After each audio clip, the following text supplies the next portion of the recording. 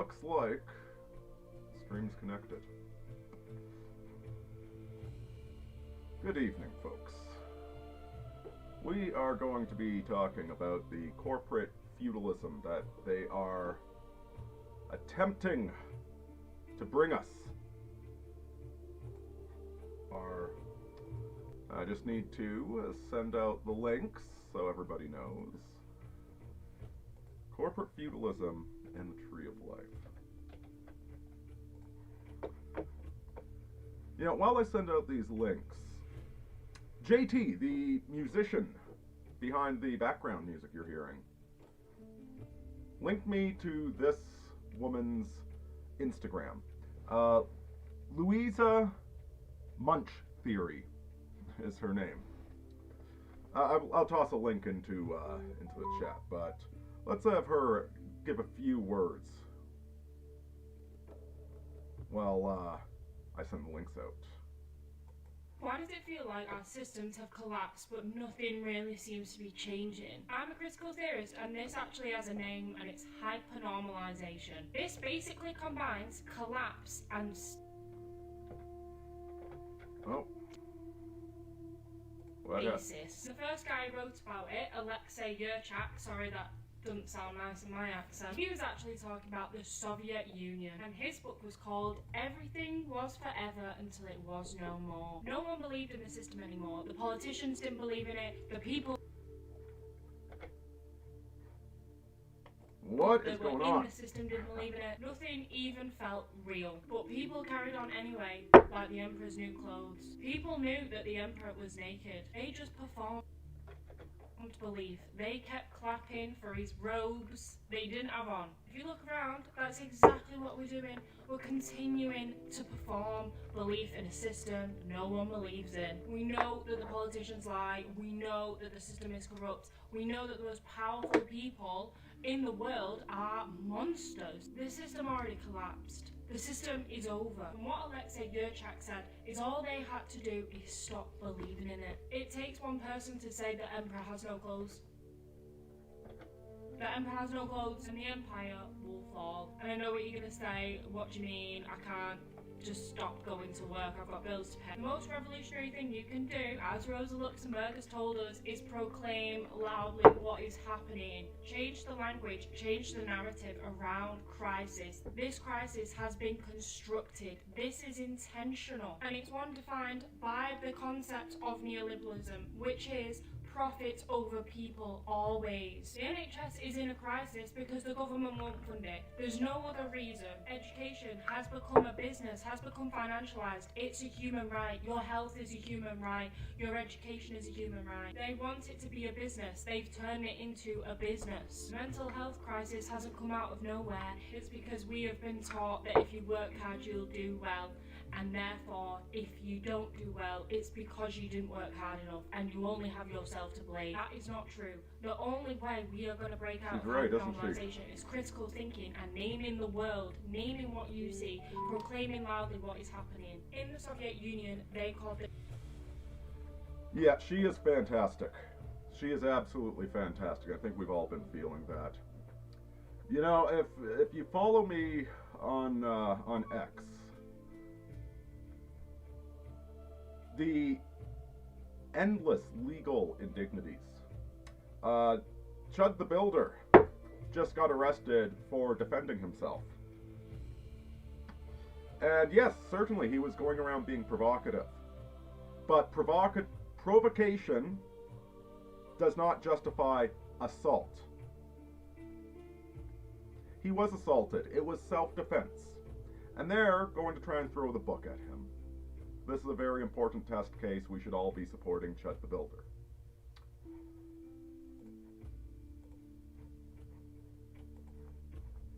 And it's not just him. Pagliacci the Clown. I believe I retweeted one of her stories. She was assaulted by like a crazy refugee who doesn't belong in Canada in the first place. She lives in Toronto. Assaulted her and tried to steal her phone. And best case, he might get a year in prison. Might. Very much might. And this is his 20th arrest. He's a very violent, a violent schizophrenic refugee that never should have been in this country in the first place. She's very lucky that she's okay. And every day we see all these people that get away with all manner of crimes. But if you defend yourself, they throw the book at you.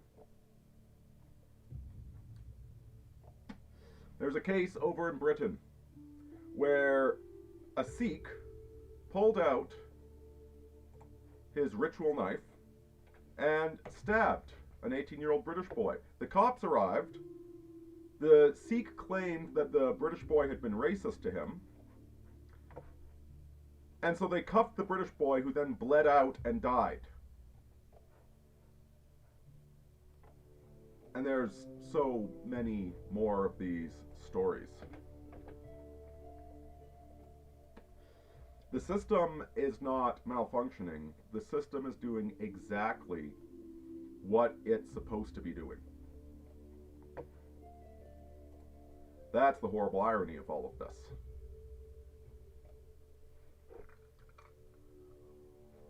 We all feel it. Like Alberta's the economic engine of Canada, and they're trying to crush us in Ottawa. There's been a lot of positive movement with Trump exposing a lot of fraud going on with the whole, what do you call it? The the services for when you die peacefully without the maid program. Hostels. Billions of dollars going to hostels that didn't exist in California. Massive election fraud going on as well. None of this is a surprise whatsoever. What's surprising is he's actually doing something about some of it.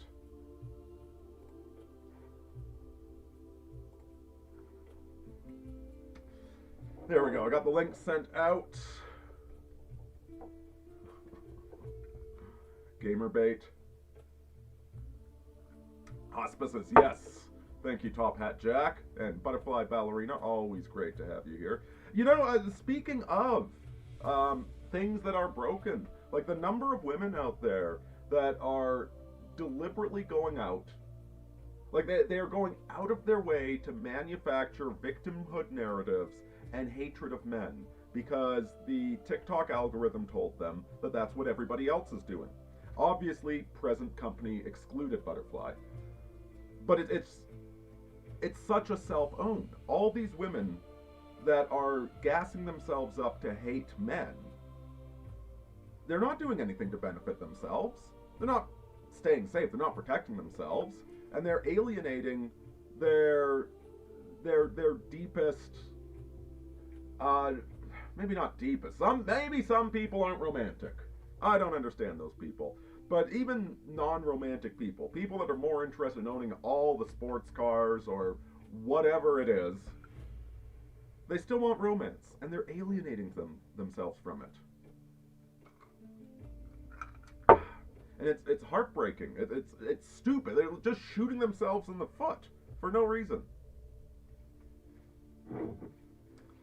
And the whole damned system is like this everywhere you look. Sabotaging marriage, sabotaging property rights, sabotaging healthy communities. Ah, thank you, Butterfly. You're fantastic. Says us men are God's greatest creation. Not his most beautiful, though. And so yeah, that video by, what was her name? I just decided to follow her on Instagram. Louisa Munch Theory. I should toss a link to her. I'll try and remember to toss it below after the stream, but we're going to toss it into here if you're curious to see the whole thing for yourselves. But it's so good to have other people who also see what I see. Don't lose hope. A lot of people are seeing the exact same thing. Has capitalism failed? Well, what even is capitalism? I don't like that word in the least. It's either a huge blanket term for dozens of different social organizations, or it's completely meaningless. Although I'll tell you, JT, that starving vampire's there. I'll tell you, I was watching another review exploring just how terrible the sequel trilogy of Star Wars movies were. I'll tell you what,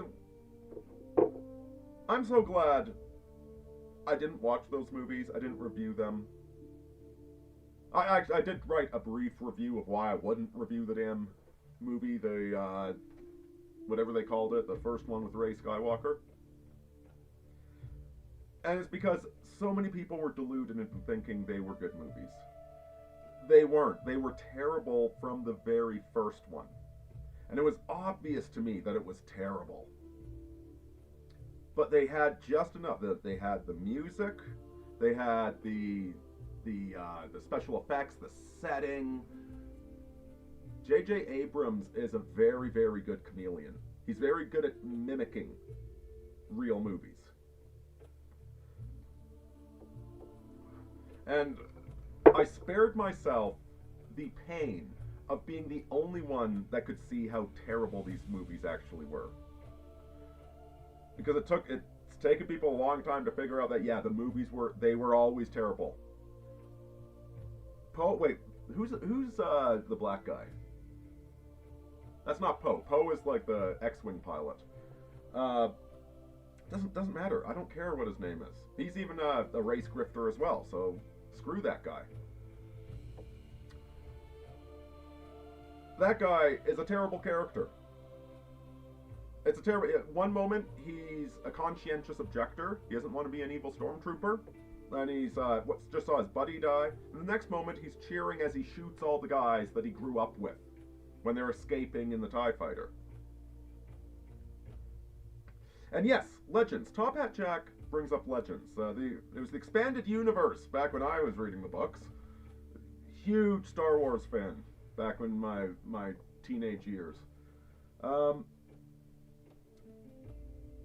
They had all of this material. They had this guaranteed fan base. They had modern special effects. I mean, the original Star Wars movies were really hard to make. And listen, the prequels were flawed. They were diamonds in the rough. There's no reason that these movies should have been so terrible. And that right there is one of the early warning signs. So 10 years ago, was it 2015 that The Force Awakens came out? Something like that. It was like right in the middle of Gamergate, as I recall. Maybe right before Gamergate.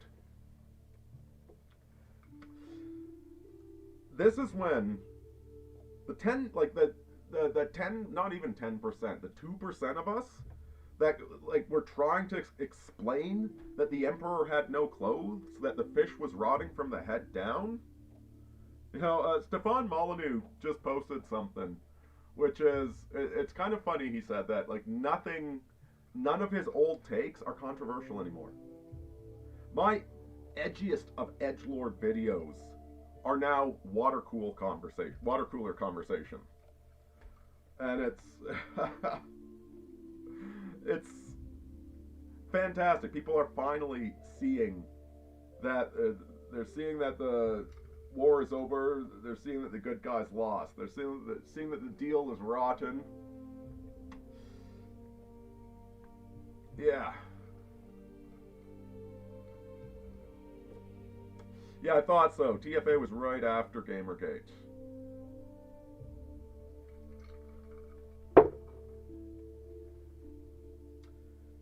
You know, I was listening to, oh geez, what does he call himself? He did a great Bioshock review. It's on Odyssey.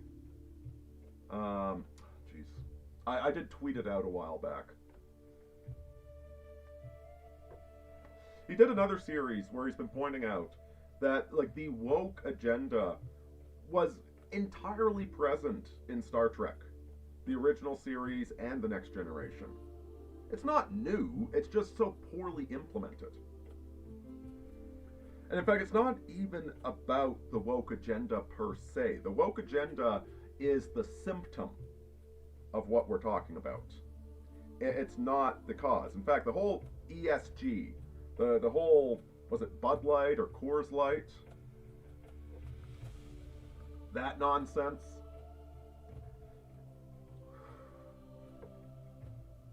They've shut it off. We still have the wokeoids running around, mostly on Blue Sky. We still have all the people that cut their genitals off because they thought that was a great idea and it was worth $40,000 a pop to the surgeon that did it. But the agenda from 5 years ago has been dropped. ESG hasn't, but the agenda that ESG was promoting has been dropped.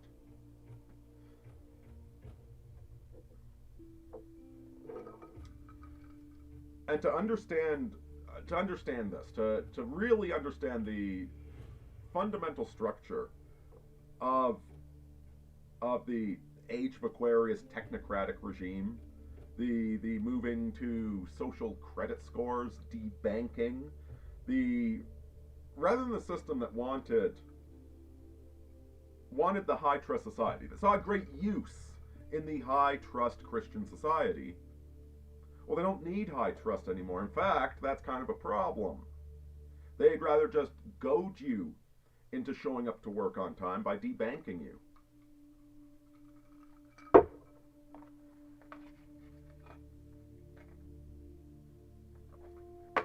You know, I was just saying to JT earlier today, where's that article you sent me, JT?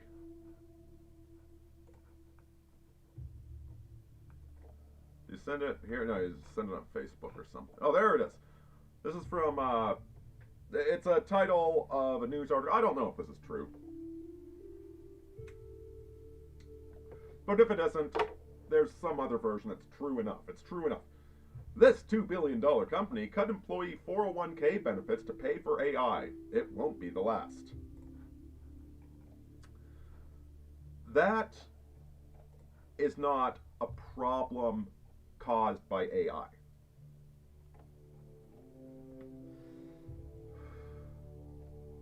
That's a problem caused by bad management. Foolish, irresponsible, short-sighted management that will inevitably self-destruct.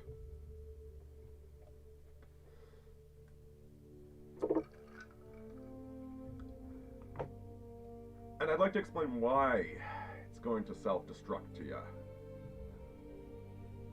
Using the Tree of Life.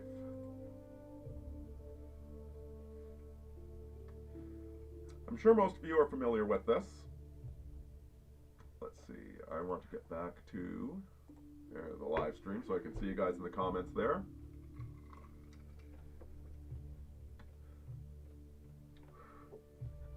Oh, I want to say something. Top Hat Jack commented The Force Awakens was the least terrible one and literally just New Hope retelling.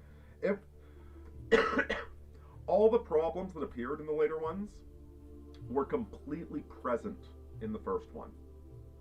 It wasn't as obviously bad, but Luke Skywalker running away, being a broken man, like that was there from the beginning. So it's the least obviously offensive one, but it was offensive, and that's a symptom. Like, they can't make a damn Star Wars movie. They couldn't make a goddamn Star Wars movie. All the money in the world, the fan base, tons of books he could have based it on. They even incorporated Grand Admiral Thrawn into whatever series it was. So they're not totally, like, they could have remixed the Grand Admiral Thrawn trilogy. Or something else. Lots of things they could have done, but they murdered it. From the very beginning, they murdered it.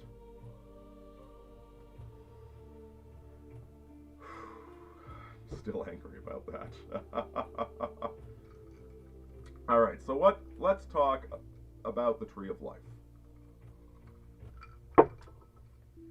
So there is the lightning bolt of creation. I'm going to use this because this is the tree of life, but what they are instituting is the tree of death. That'll make sense in a moment. So, right up here, wait, no, that's the wrong side. Is it the wrong? No, it's not the wrong side. I am trying to, yeah, it is right up here. Okay. Starting at the top, you've got Keter. You've got the crown. You've got the eye of the all-seeing God. That is, planetary energy is Pluto, the transmogrifier, the creative force that decided there was going to be creation in the first time. We're going to flip everything upside down and create creation. This drops down to Chokmah. Chokmah is Uranus, the elder grandfather of the masculine element of creation, the expansive, the innovator, the rebel. This then goes across. I'm kind of just guessing where my hand needs to be. Actually, I suppose I could switch to, there we go, OBS, then I can see.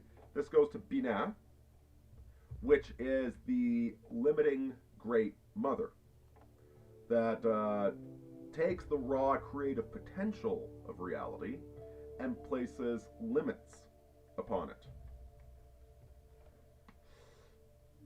One of the blessings that comes from death is that even the worst tyrants also die. Nothing lasts forever. Not the good things, sadly, but also not the bad things. The lightning bolt then drops down to Chesed, mercy. This is Jupiter. This is the Jovian pomp and ceremony, the expansive, regal energy. Then goes over to Geburah, strength. Mars. This is Mars, military, grinding. It then drops into Tiphereth, beauty, pulchritudino. This is represented by the sun. It drops to Netzach, which is, yeah, it's victory, it's winning. It's the Six of Wands card is Netzach. It's sales, it's buying things, and it's represented by Venus. It's Las Vegas. Netzach is Las Vegas. Then you go over to Hod. Hod is glory, it's Mercury. It's the craftsman, it's the genius, it's the scientist, the journalist, the spark of creation. Then you get to Yesod, the foundation. This is the moon. This is culture. This is community. This is the peasants. This is what they create. And then down at the bottom you have Malkuth, which is the world itself. The daily existence within this world. And what this is, it's a map of consciousness, what it means to be a conscious being.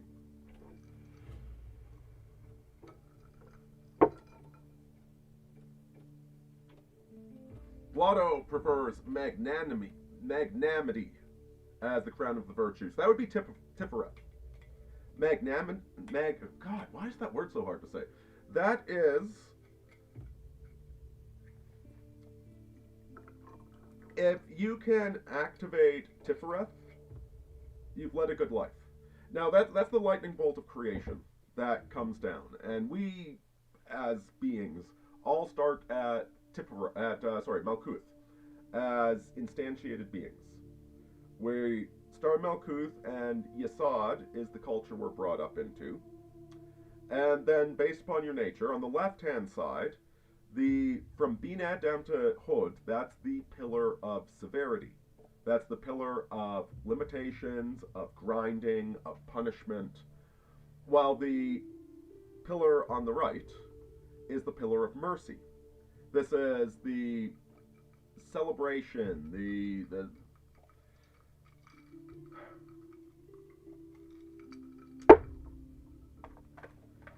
they aren't exactly gender coded pillars, but one pillar, the pillar of severity, has the Great Mother at the top of it. The pillar of mercy has the Great Father at the top of it.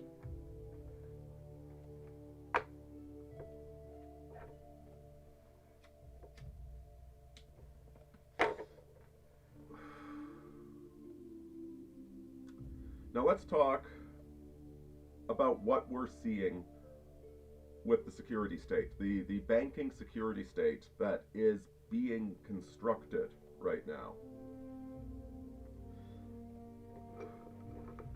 So first of all, this kind of sounds like The Witcher. I've only played halfway through the first game. I know, I'm terrible. I bought all 3 of them, or 2, or whatever. I bought the bundle, right? It was on sale. I got all of them. I've only played halfway through one of them. My character got really drunk, and it's like I got bored because I had to spend 10 minutes stumbling through the town to get to the rest point.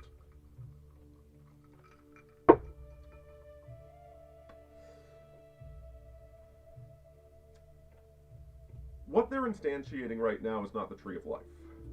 They're instantiating its shadow, the Tree of Death. And the weak point, I don't know if you can quite make it out, but right above Tiferet, you get Death. You get the hidden Sephiroth, the Abyss. Now, I was sober, my character was drunk.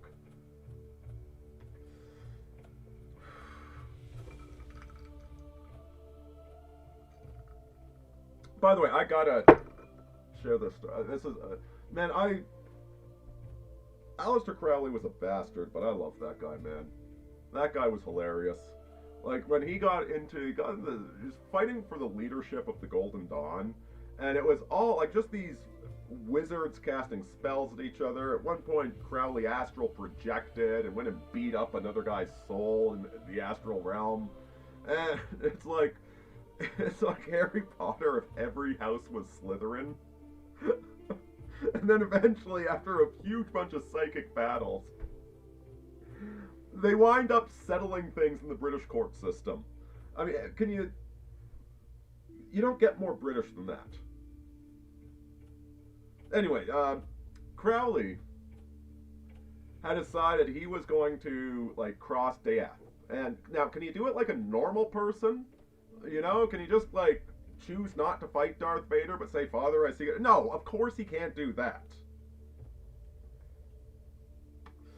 No, instead of doing that, so he has this apprentice, right? And they're like, to initiate this apprentice, like, he locked the poor bastard in, like, an unheated barn, and would, like, just go in every hour and, like, whip him and tell him he was a piece of garbage and humiliate him until he's like, all right, now you're my apprentice.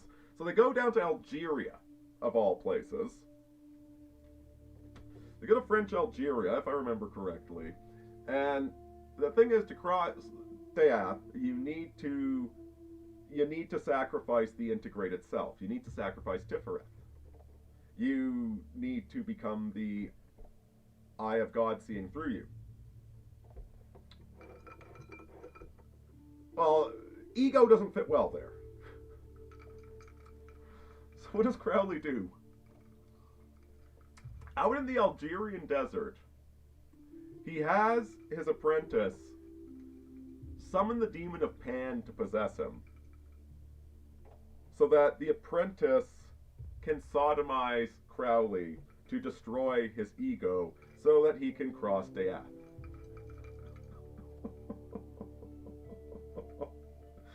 And I don't know that he ever properly... Maybe he did. I don't know. Crowley's a wild guy, man.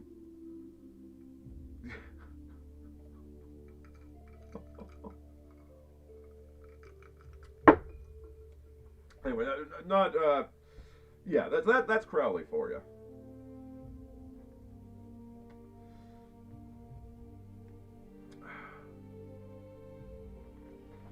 I've returned Top Hat Jack. You just missed my Crowley story. I might have told it last night on the live stream. I'm not sure. Let's get back to the topic at hand. It's just I just think about that Crowley. It's so funny. It is what a mad lad Crowley was.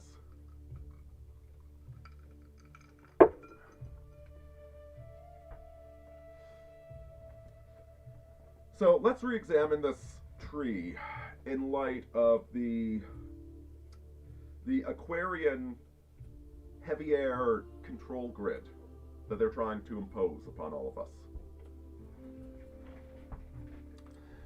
So the first thing I'd note is that Malkuth and Yesod are almost being castrated with what they're doing.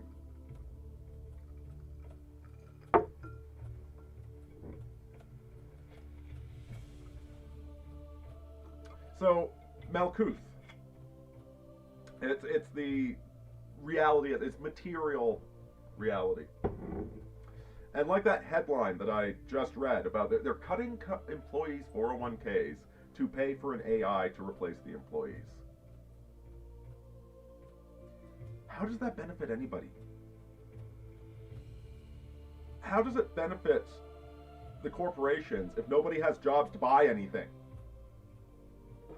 Like, this is don't blame the AIs for this, okay? The AIs, they're just a substrate. They're not the ones doing this. It is people doing all of this. It's not the AIs that you should be blaming. And so yeah, that's Malkuth right there. 401ks, it's kind of a higher concept. Go all the way up to Bina, actually. But what they actually are, at the end of the day, is you need to eat, you need to sleep, you need a place to live. And they're turning it into, you'll live in the pod and you'll eat the bugs.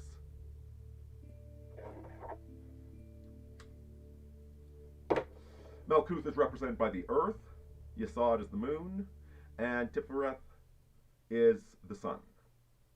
So Yesod, the moon, dreams, culture, community. They're deliberately destroying these. They're importing third worlders, refugees into our countries. It's not like these people are working. They have no use whatsoever. All they do is defecate on public beaches. They contribute absolutely nothing to our nations. The purpose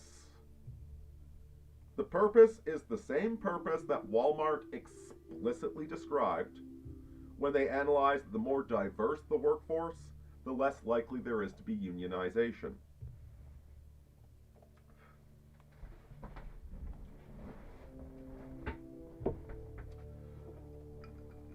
Yesod is the home of the union. It's the people, the community pushing back against something. Now, if you're living inside the Tree of Life, you need to have Yesod be healthy. You actually want to know that your employees are taken care of, that, you don't want them burning out on you. Your ideal thing as a corporation should be healthy, organic growth. You don't want to grow too fast and then crash. You don't want to raise quarterly profits by laying off half your workforce and then crash by the end of the year. That's stupid. You need a healthy Yesod. Ideally, you don't want a union run by the mafia.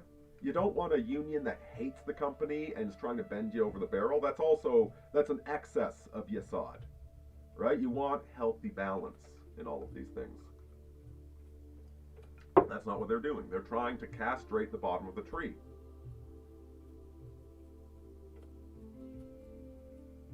They're trying to ascend the Tower of Babel to punch God in the face and trick him into following their orders while destroying the very ground that they're standing on. So next we get to Hod. glory, the Mercury. This is the Dr. Fauci. This is the nudge tactics, the algorithms, the scientific consensus reality. It's such a cheap mimicry of what actual genius is. Actual genius is Nikola Tesla. This is not that sort of a genius. This is just the genius of manipulation, leading right across to Netzach.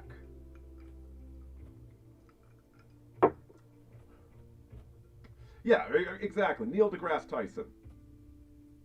Neil deGrasse Tyson and Dr. Fauci. That's your hood right there. Netzach, victory.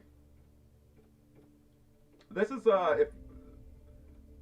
this is where you find a successful businessman. It's Venus, it's illusion, it's charm, it's beauty, it's buying a new outfit.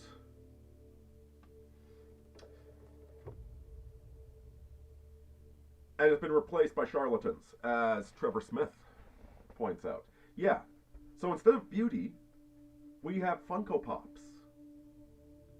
You'll own nothing and be happy. Instead, you're going to pay a monthly fee to use the printer you purchased. That's a new thing they're doing. It's not bad enough that the ink cartridges are overpriced. Now you have to pay a monthly fee just to use the damn printer that you paid for that's sitting there on your shelf. It's falsified. It's falsified victory. It's a victory of...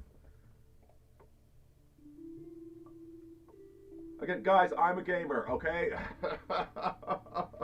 But there's a lot of games that are fake victory. Or they're pay to win.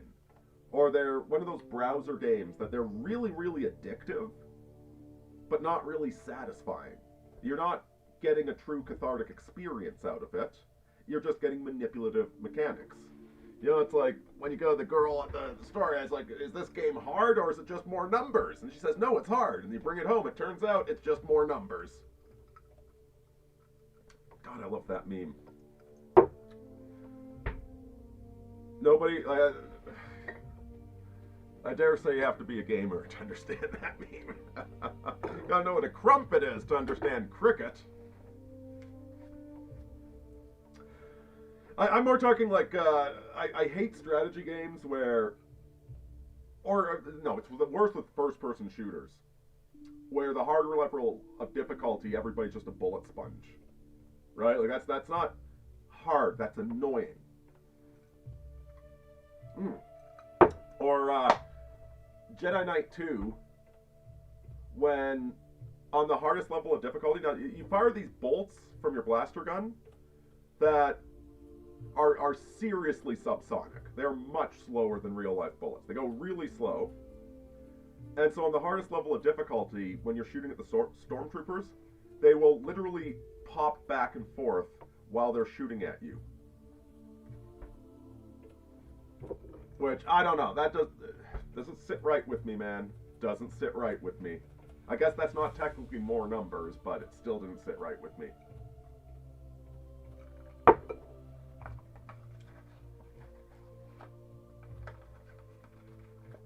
I'm surprised Raphael even knew cricket existed. This is Blazing Noah.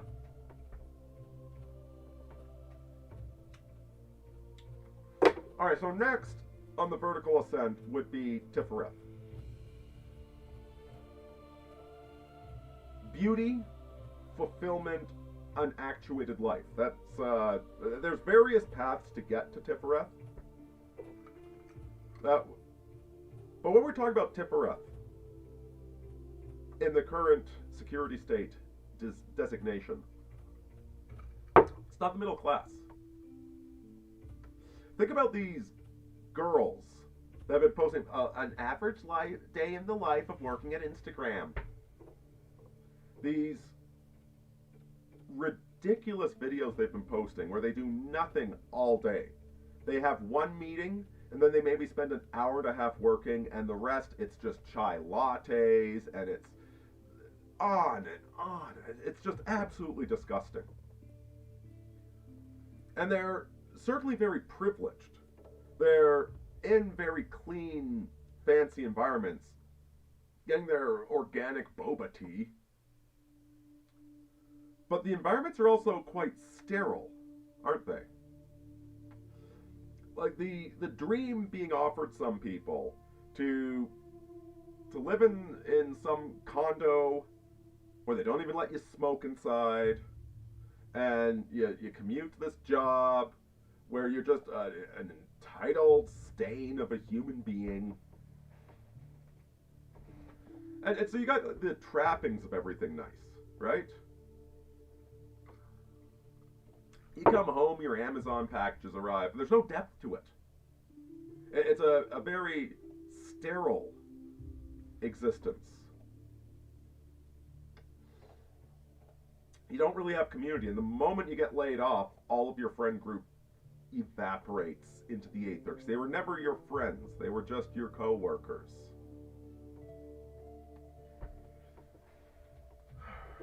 Next, Geburah. Strength, brutality. There's a Latin word for it. Fortitudo. The grind. This represents the security forces, the iron hand and the velvet glove. Except I don't even think that's the appropriate phrasing for it. It's not really an iron hand. The new fortitudo is to cut you off from access to your bank account. Oh, we don't like you truckers protesting, we're going to shut down your bank accounts. Your social credit score is too low. You're not allowed to travel.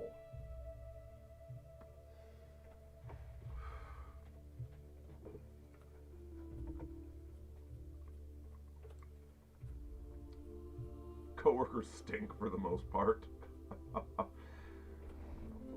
They aren't. Like, I've worked with some great guys. Geez, I've worked with guys that I would really like to hang out with, but man, nobody has any time.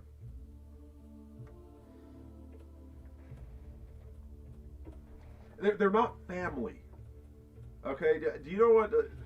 Friends aren't even a thing. Friends are something you do to help you find a spouse so that you can find family. For men and women. Men, we form wolf packs and we go hunting. Women, I don't know what female friend groups do, but it is something similar. Or at least it used to be. These days, female friend groups will more often than not sabotage your relationships. It's twisted. And, well, and you know, you could even say the same damn thing for male friendships, right? You go to Hustler University and you go and, oh, you're going to marry a girl? What are you, gay? You're supposed to just get all their numbers. You're supposed to sleep with prostitutes all the time. What sort of gay boy wants to marry a girl? Yeah, it's weaponized. Hey, Geburah is the control system. It's the punishment system. They don't need high trust anymore.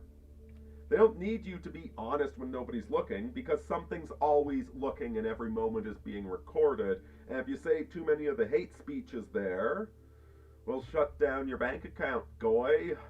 How do you feel about that?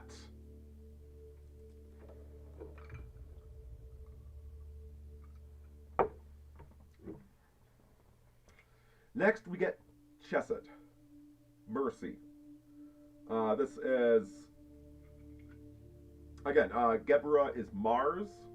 It's harsh punishment. Chesed, mercy, is Jupiter. It's charity. It's lifting everybody up, helping out your neighbor, build networks. Oh, Butterfly, it's wonderful that you don't have tattoos.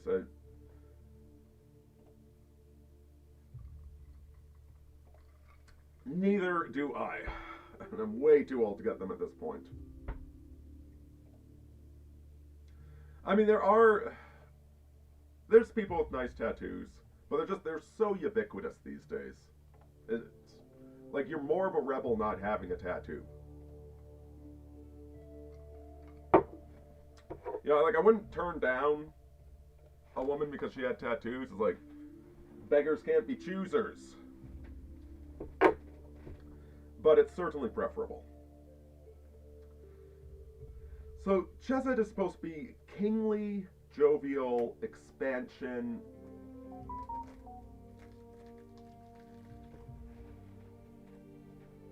And it's been replaced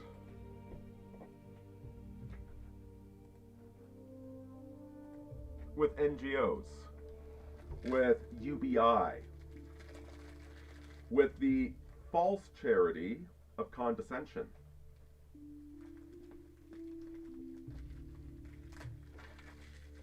The charity of welfare, which is not about lifting you up. Welfare is about keeping you on the treadmill. It's about keeping you controlled. It's about, listen, when you give people food stamps, there's a big debate whether or not people should be able to buy Coca-Cola with food stamps. Well, what do you think the Coca-Cola lobbyists thought people should be able to do with food stamps?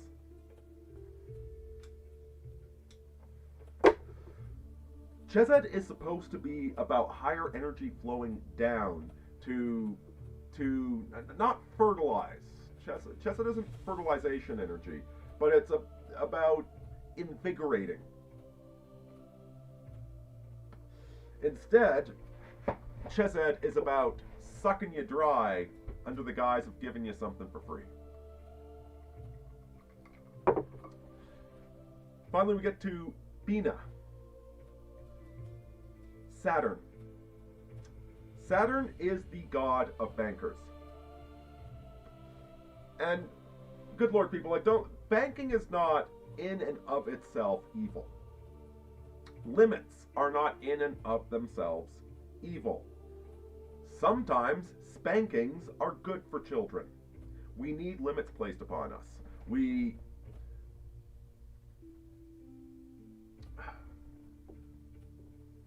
Banking can very much be a source of good. It's a dismal science, economics, but if you study the dismal science, you can make everybody wealthier.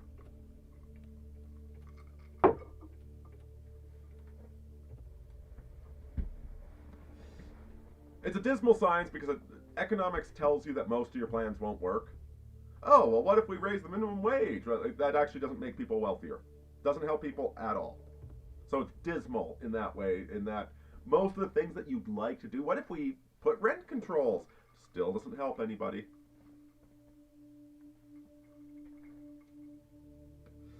Those are the limits there. That's what banking is supposed to be. It's a dismal science. But done properly,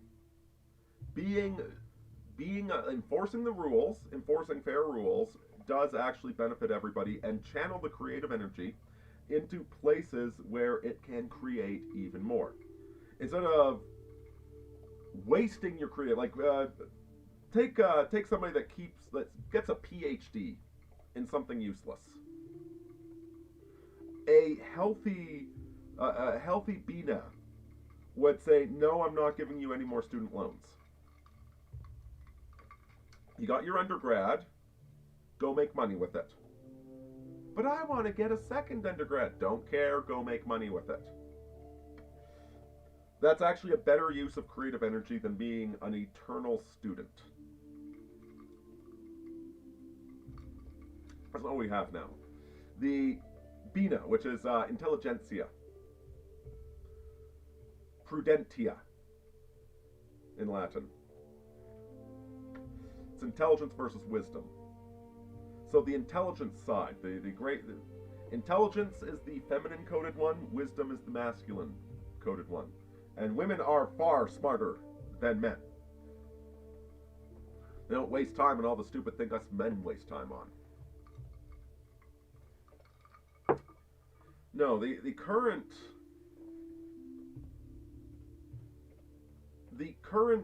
people occupying the Sephiroth of Bina It's Larry Fink. It's BlackRock. It's ESG scores. It's manipulating reality. Not even. Larry Fink is not manipulating reality and forcing Kingdom Come Deliverance 2 to have a gay scene in it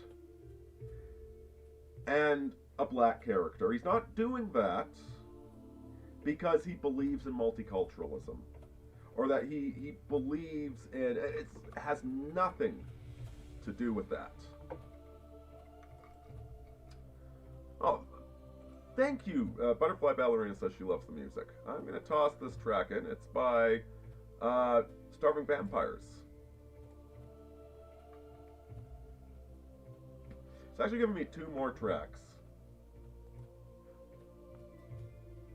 I should switch to the next one. I really like this one too, but we should get to the next one. Let's do it.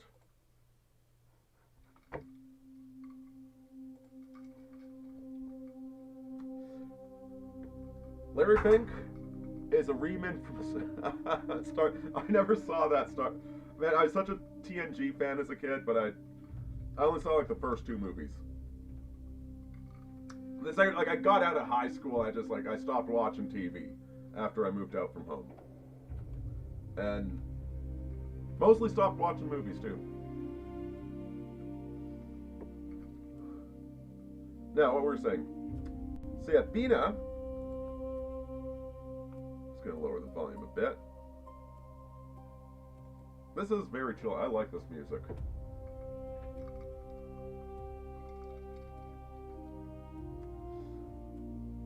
This is the heart of the control grid, by the way. It is... I don't want to say the president has no power. I don't want to make blanket statements like that. But the system they're trying to create, like, yeah, democracies are mostly fake. It's mostly BS. It's mostly a big public ritual to gain your obedience to the system. You cast a ballot not because it really does anything, but because it's showing that you agree to the outcome. I consent to be governed is what you're doing with ballots. And 90% of people vote for whomever the TV tells them to vote for.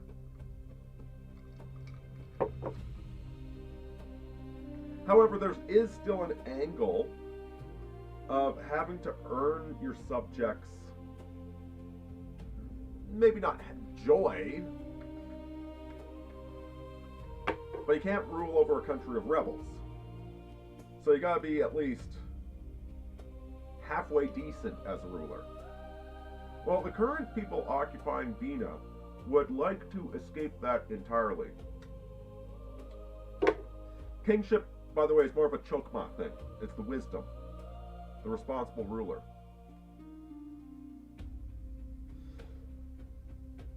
They're trying to create a system that you can't escape. They're trying to create a system that incorporates the moral horrors.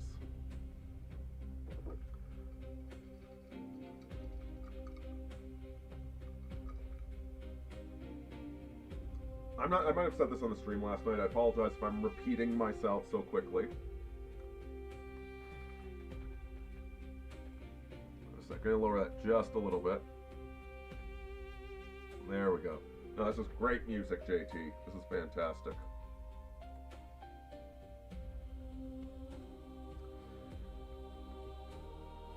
Terry Pratchett is the author of the Discworld novels, which are hilarious. The Discworld novels are absolutely fantastic. And if you haven't read the Discworld novels, like, you gotta read them, man. They are so funny. Now, in the Discworld novels, the city of Ankh-Morpork, it's the setting is kind of like quasi-medieval, like early industrial. Ankh-Morpork is this ridiculous, like, it's a hilarious version of London.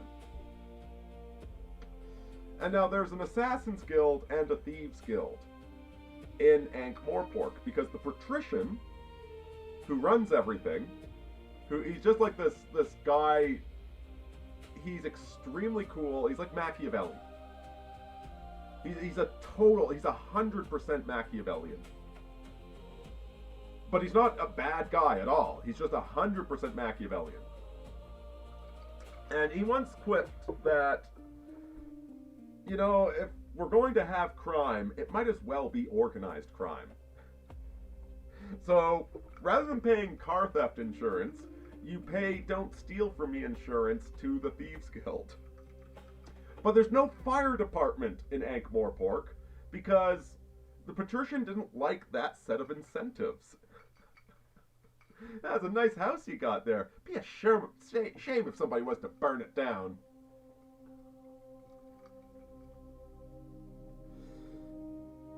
Now, the patrician, Ankh-Morpork, the Discworld novels, these are satirical. Larry Fink, the current, George Soros, these bastards, they're not being satirical. They actually mean it. Well, if we're going to have child-abusing cults, it might as well be working for the government. We are going to... Now, listen, moral horror is part of existence. Integrating moral horror is... Well, we've spent 2,000 years externalizing moral horror. And it worked pretty well for a while. I don't know if we can keep doing it. If somebody did, I wouldn't necessarily... I wouldn't be the first one to stop them. But I don't know that we can keep doing that. Age of Aquarius isn't just a number on a calendar. It's a very real psychological shift in humanity.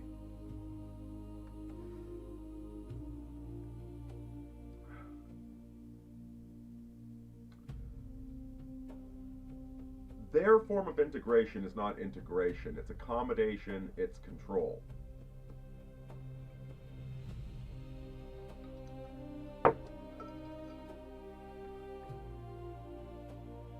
Anyway, I guess that's Bina. I've got some more stuff to say, but we need to finish with this chart.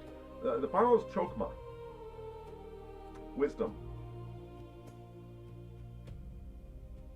This is where we find good rulership. Wise rulership. That's not what's occupying this Sephiroth in the Tree of Death. This is where we find cult leaders.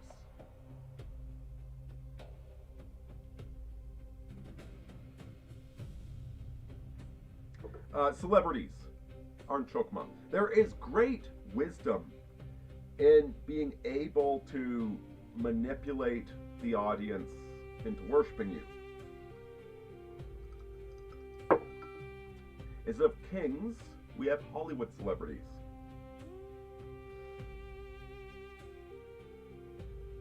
They're totally owned by Bina.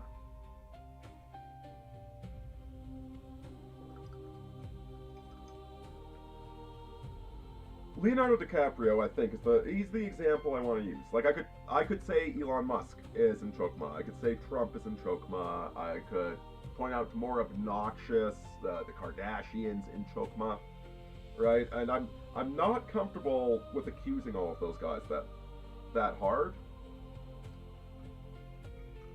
I want a neutral example. Because again, I don't know. I don't specifically know any of these people, and I'm not specifically... Well, Larry Fink is a piece of shit, but if it wasn't Larry Fink being a piece of shit, it would be somebody else being a piece of shit in his place. He's just the guy with the badge.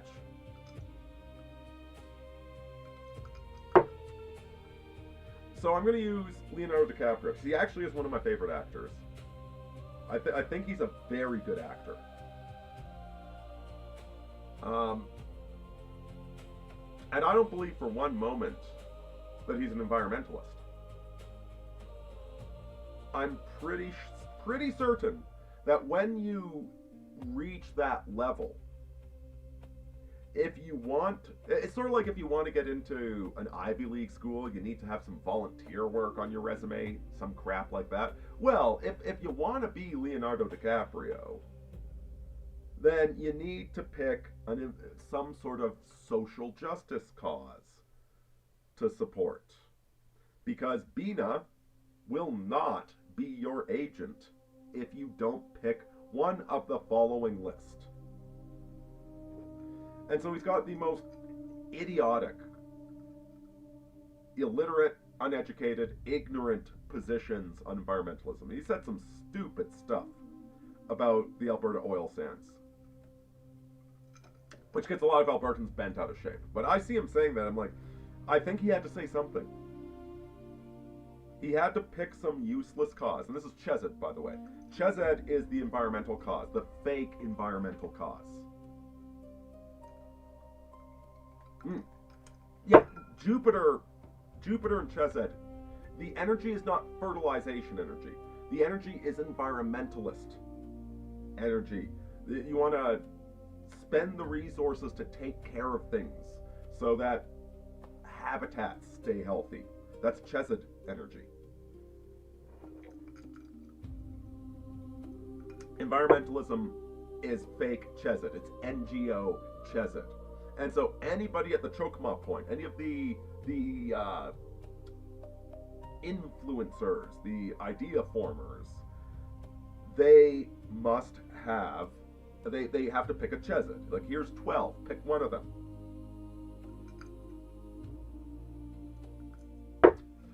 I like Leonardo because I think he is more interested, or is it just Leo? I can't remember. Because I think he's more interested in being an actor than in being a face for something. Leonardo DiCaprio. Yeah, it's Leonardo.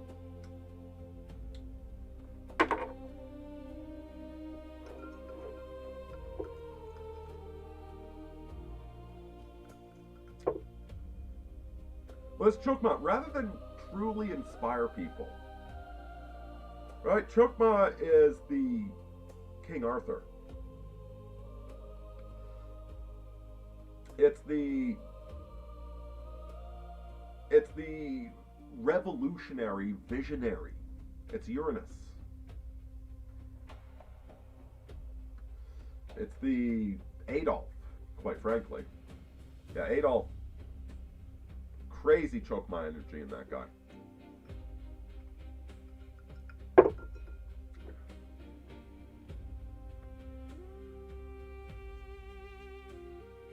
Anyway, that's the, and then finally Keter. Keter at the very top is, Keter is the eye that sees all. It's the consciousness that distributes itself, and we're all that consciousness looking at every other part of that consciousness. It's just an infinite tunnel between you and it.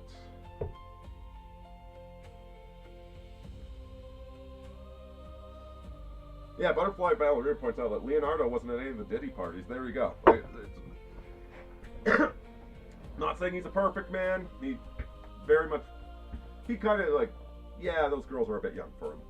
He should get married.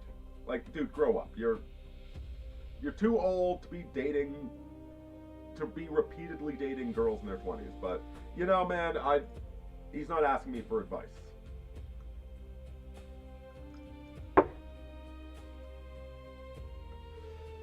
Keter is creation itself. It's the unknowable absolute. And what the people that follow the tree of death are trying to do is to put God into a box and tell him how reality is going to work.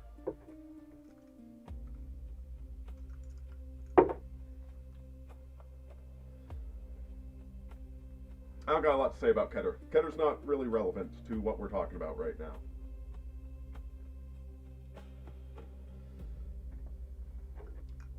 Top Jack.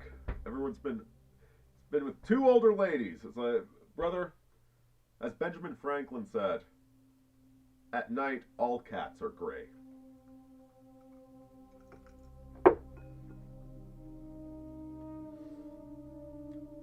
Now here's the thing I want to point out with all of this. Because like the lower Sephiroths, I'm not too concerned about when it comes to this foul society. Bina and Chokma. In fact, what's happening?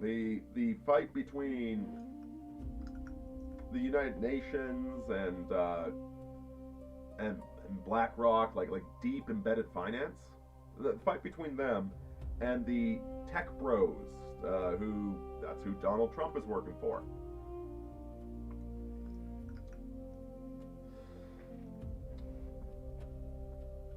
Bina and Chokma, there seems to be a real struggle going on between Bina and Chokma right now. Between the bankers, manipulators, controllers, and the tech visionaries, Silicon Valley.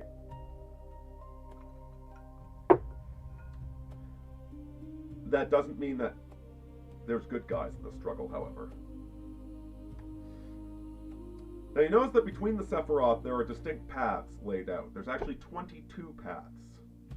There's the same number of paths as there are major arcana cards in the tarot deck. And the two I would like you to notice right now are the two at the very top. The two going towards Keter. Bina, the bankers, to Keter, is the magician. Chokma to Keter is the fool.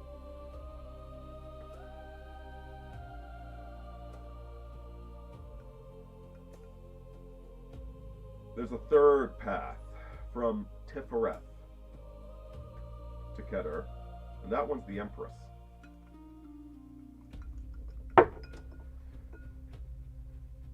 Larry Fink is the magician. He's mastered the four elements. He's got all the tools to manipulate, change, and alter reality.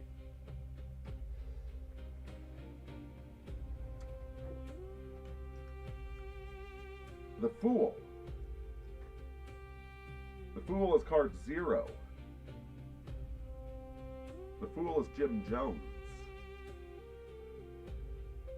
Jim Jones was an absolute visionary that truly saw beyond race. He was Michael Valentine from Stranger in a Strange Land. He was the genius prophet that had ascended the Pillar of Mercy, but he had no severity. No severity whatsoever. The idiotic blind faith in God that leads one to feed their followers rat poison in Flavor Aid.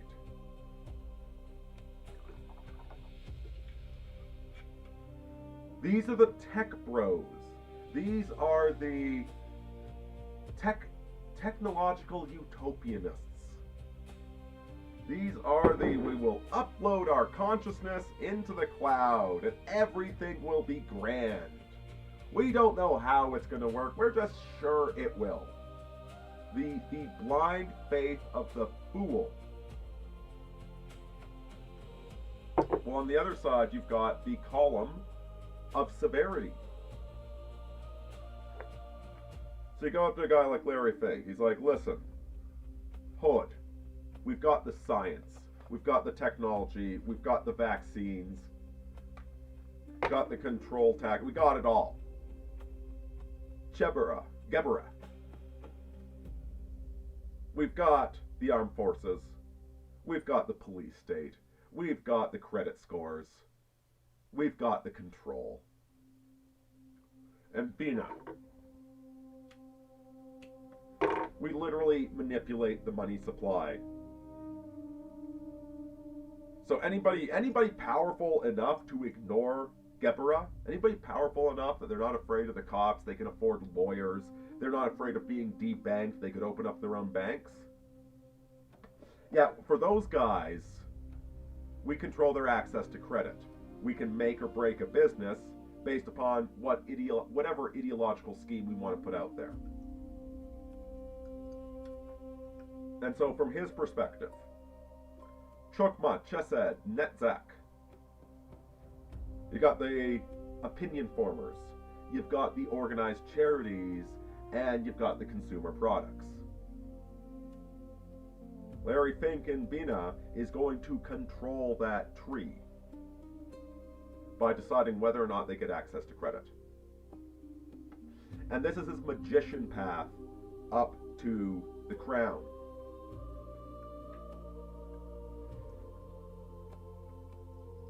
This is how he bends God over a barrel and tells God how his reality shall manifest.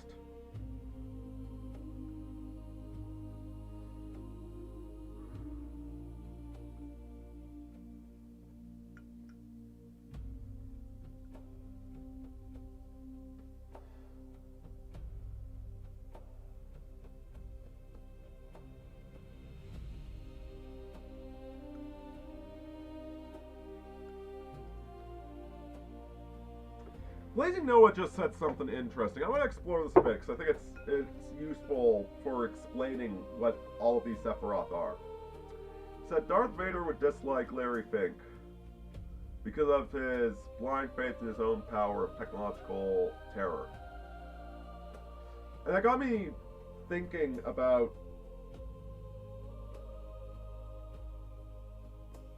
where did we put Darth Vader on all of this? Anakin Skywalker started as a slave. So at the very base, his Malkuth, he was a slave. Yasad was only his mother. And when the Jedi took him, he lost even that. So he completely lost the base. The same way, like, our Malkuth, prices are getting more expensive by the day. Our Yasad, our culture, our community is being eroded constantly. All of us find us, like, we're in a very similar situation to Darth Vader in that sense. Now, Hood is the initial mercurial genius that we see in young Anakin, which quickly goes from Hood to Netzach. We see the genius, the innate talent of this brilliant child turn into charismatic success.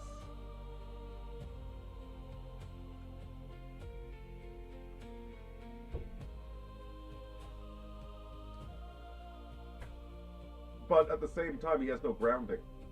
His grounding is completely cut off from him.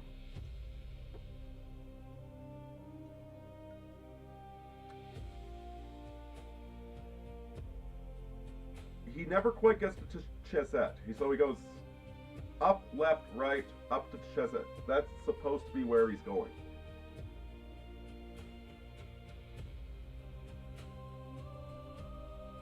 But he diverts into Tiferet. He tries to find love, and the love collapses into Gebbera, into punishment. He never got to Bina or Chokmah. He was never a wise man. Darth Vader was never wise.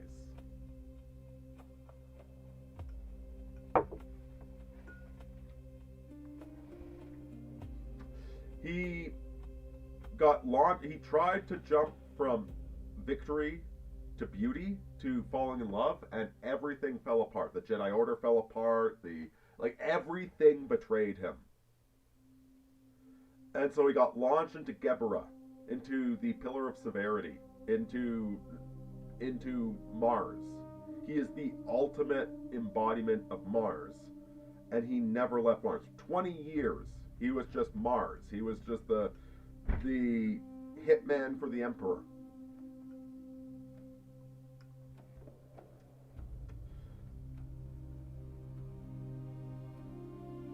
I'd have to think more about where the Emperor is.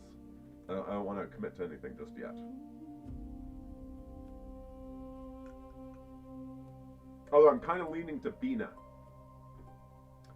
The Emperor is a chess player that makes sure he controls all the moves. That's very Larry Fink sort of thing to do.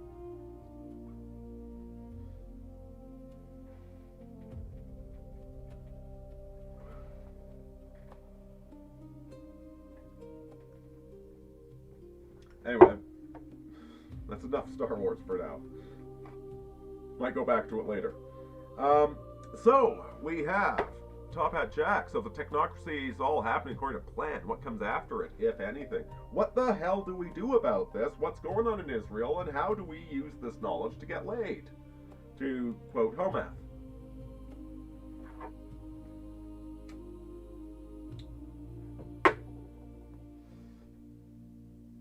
There is the third path that's been completely ignored. Tifereth to Keter. Beauty to God. But that is the path of the camel. That is the path of the Empress.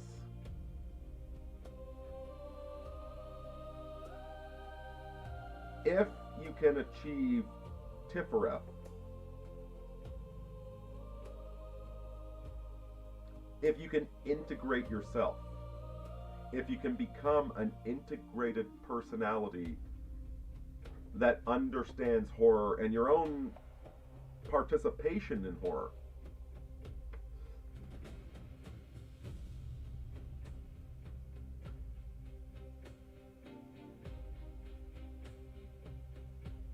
because the Tree of Death, it's all unintegrated so far. Okay, start at Makuth. Makuth, you're completely dependent upon the social services. You're completely dependent upon the system. You're not a free, independent person on your own plot of land. You are dependent. And Yesod, you don't have true community. You have artificial communities.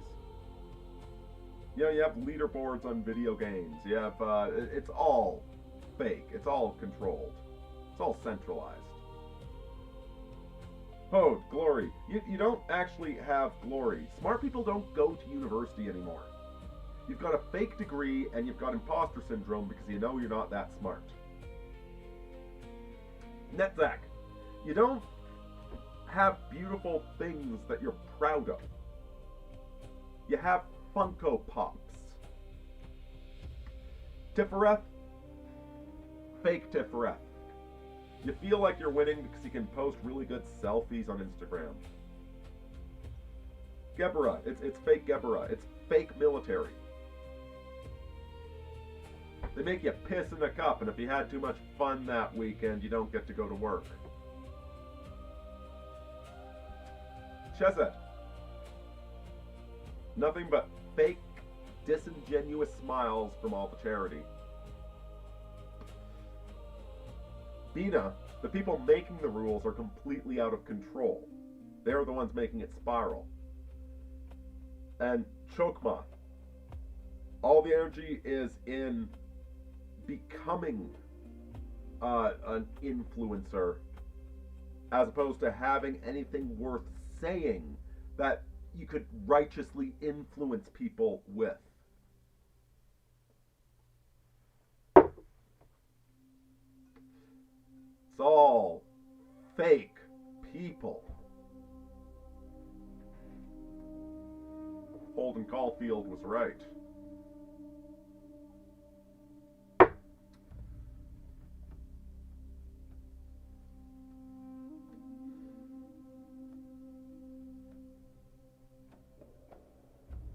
Let's look at these two paths. Let's look at the path of severity and the path of mercy. So, Malkuth, you're born with 120, 140 IQ.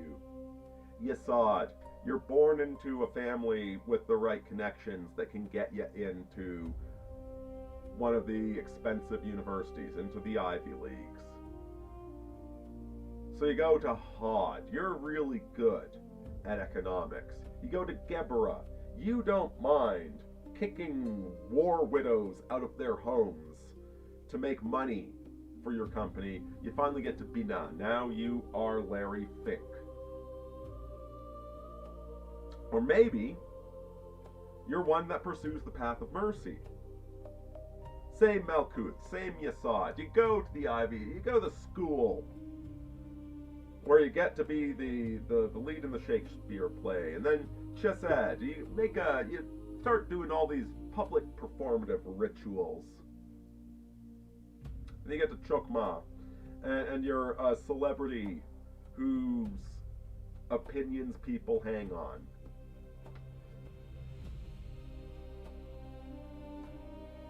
You only did one of the pillars. And now you're going to go try and conquer God.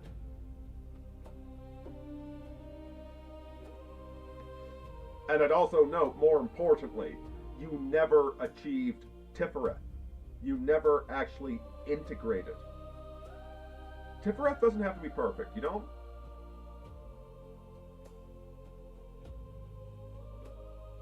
But you need to understand both severity and mercy. Disciplinarian parents and overly affectionate parents are both bad parents. They're both bad custodians.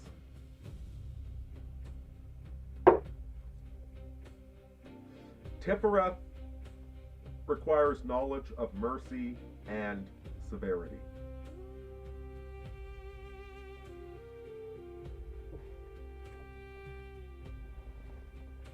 Top Hat Jack says you got to find a balance. Exactly. Tifereth is the golden mean between the two extremes, which you can only achieve that by walking both paths to some extent. Not all of us walk the same path. There isn't one path you must walk. You have to walk your path.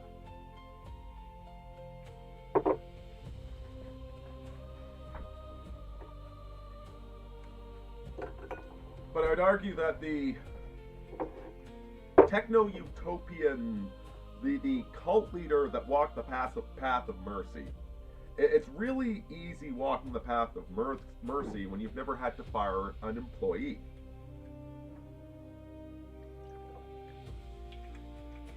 They don't understand that sometimes kids do need spankings. And they tend to follow the path of the fool in uniting with God and lead their followers to destruction.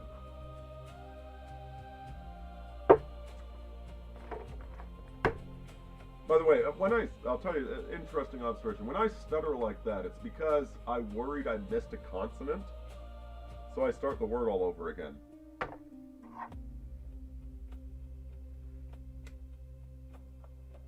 I wonder if that's what stuttering is in general. Like an OCD obsession over getting every single consonant into the word. Anyway. And those that walk the path of severity, that think they can bend God to their whims. No, the true path is through Death.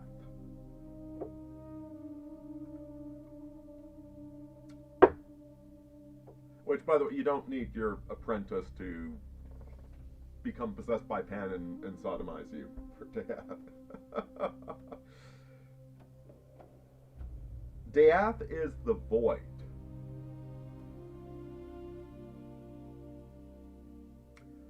Death is where to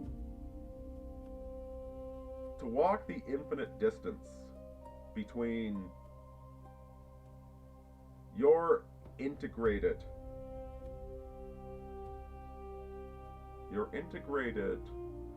not persona.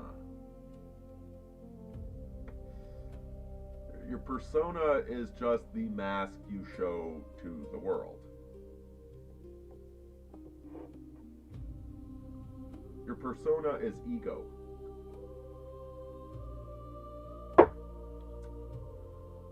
I would place persona in Yasad. It's your social role. if you're at Tifereth, then you understand that your current social role, like if you get hired to shovel horse manure for the afternoon, you're the guy that shovels horse manure for the afternoon. That's your persona.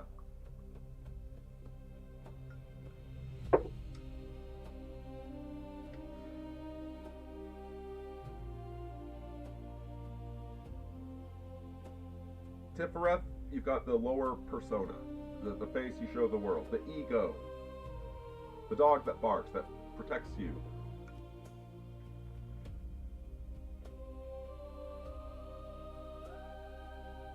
You've got Hod, your talents, you've got Netzach, your charm. Gebra, you've got your grind. And Chesed, you've got that which you give back to the world to try and alter the world, to make it more beautiful.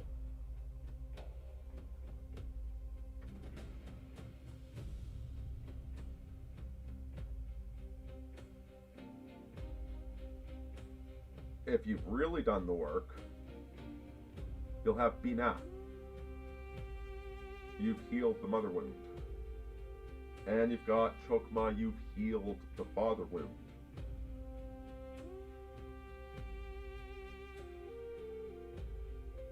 If you have got those 8 Sephiroth activated,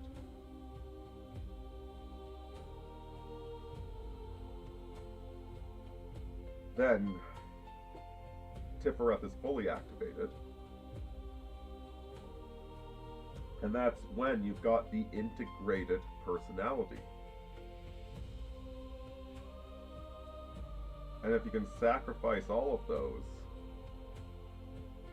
if you can put those on the altar, then you can walk the camel's path and let God's eyes see through you.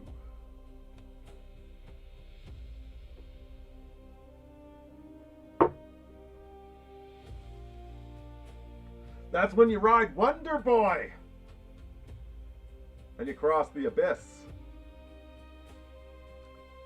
The abyss looks back into you, and you look back into the abyss.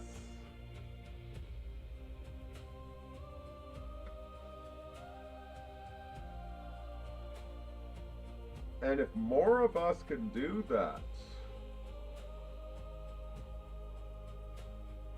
I haven't yet. I'm just standing at the edge looking into it. Something I'm still figuring out.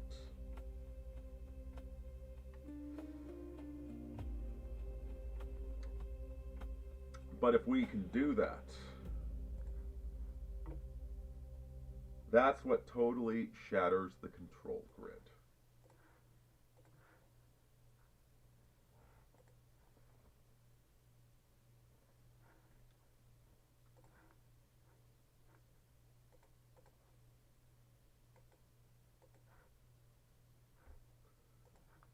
Oh, the next song didn't want to start up.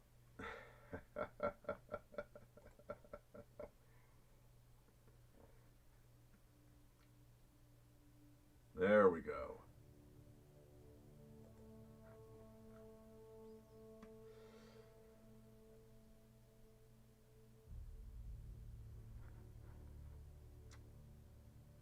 Alrighty, folks, that's I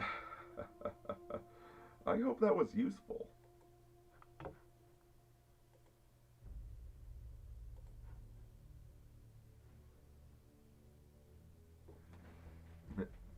Can't wait to drink the runoff sludge from the data center.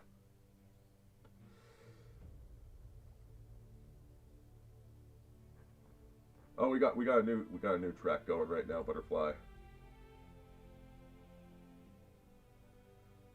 This one's a bit quieter though. I'm gonna turn it up a bit.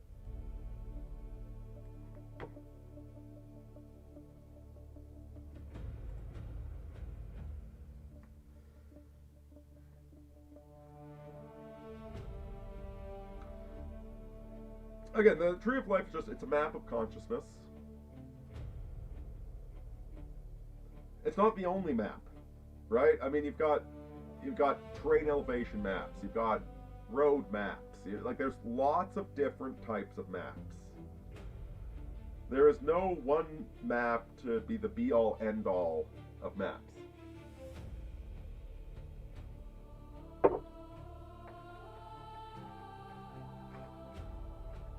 But this is one way to perceive what's going on.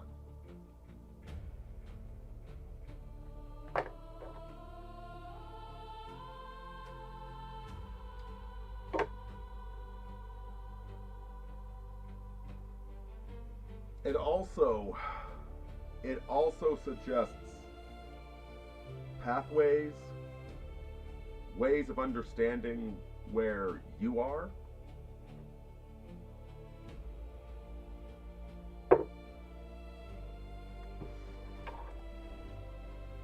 So let's go back to that question of Darth Vader.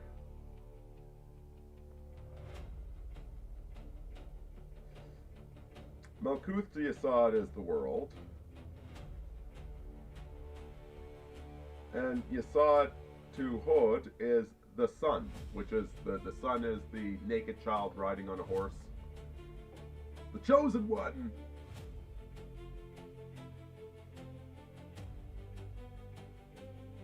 Otanazak is the tower.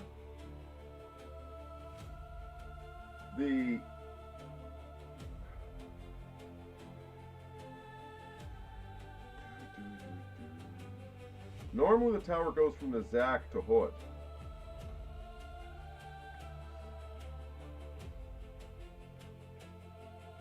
And the tower is the absolute collapse of everything. Everything falls apart and you're kicked into the wilderness. Garden of Eden, sort of a thing.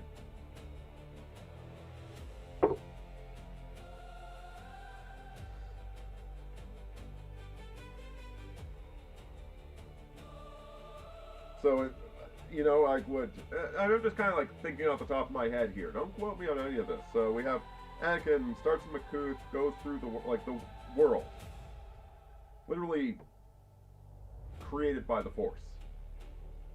He's a chosen one. The sun goes to Hod. The reverse tower. He was at the bottom of the tower. He climbed the tower to Netzach. But it cost him. By the way, the Judgment and the Moon are Hod and Netzach to Malkuth. Judgment is the final judgment where all the souls come back to life. Okay, Judgment is cheerful. The Moon is deep knowledge. It's deep wisdom. Anakin had all that cut off. Which is also what I've said that they are cutting us off from. By denying us our own piece of land, by making us live in the pod, eat the bugs, we get no judgment, we get no redemption. A man living in a pod eating bugs doesn't require redemption. He just needs 24 more hours in the pod. And the moon is that, when the moon is when you can say something is wrong. This is not the way things ought to be. And if you're living in the pod eating the bugs, you don't get to say that.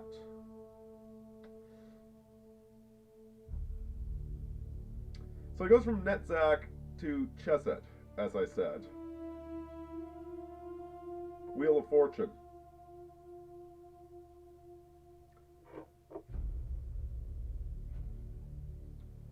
Wheel of Fortune is a weird card, but it's mainly about the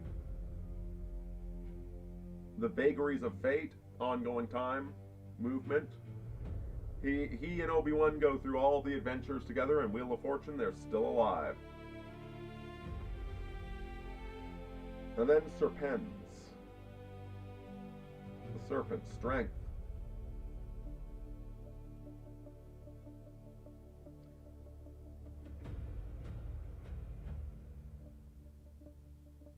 There's a lot of paths here. A lot of paths in the middle. No, I dare say that it fits quite well.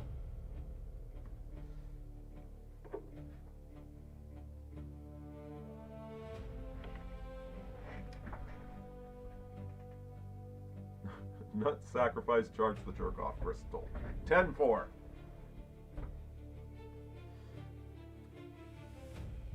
Blazing Noah, you say you're lost. Could you expand upon that a little bit? I'd love to answer questions.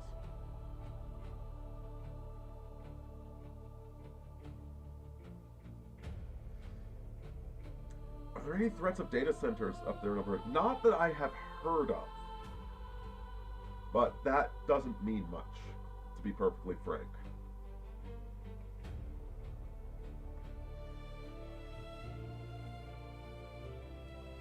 Top Hat Jack asks how often I stream. It's extremely erratic right now. I've been working oil patch.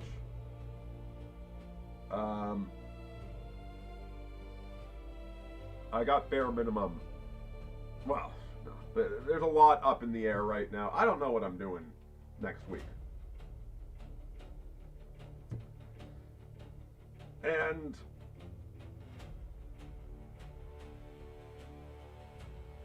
I would very much like to get to the point where I can stream on a regular basis, where I could have a schedule, where I would really like that, but I don't know if that's an option available right now.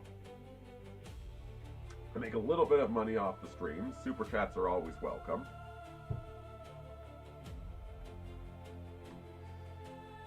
But I'm still regrowing the audience. So what happened is back in 2019, a lot of us got kicked off YouTube for fake reasons as preparation for the Biden administration, and probably for COVID as well. And then last August, Donald Trump got us all unbanned from YouTube. And so I kind of got kicked out into the desert for a good 6 years.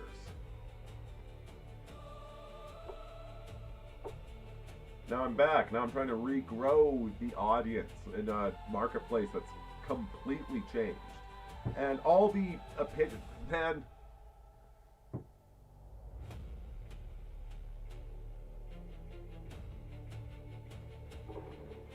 Popular streamers that I chatted with were nervous about my opinions back then. That's how I'll phrase it. And these days, they're saying things even crazier and more extreme than what I said.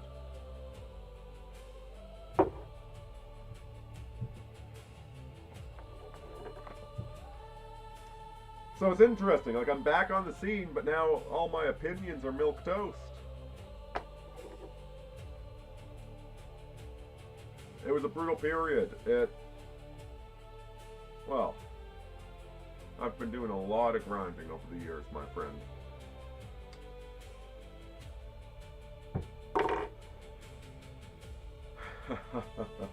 Blazing Noah. Yeah, I was pretty hurt by Sargon giving me the cold shoulder the way he did back in the day. But Sargon's been putting out some pretty good work, so I'll give him some credit there. And Top Hat, glad to have you. Thank you very much. With my erratic posting schedule, I have the advantage is I don't really have to post anything until I really feel like posting something.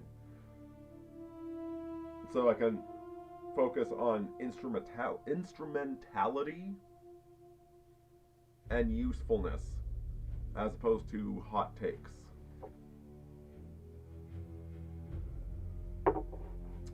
And yeah, I have been seeing all the... Listen, I saw it... I'm not even going to say who said this. The guy used to be a friend of mine. Stabbed me in the back. Fuck that guy.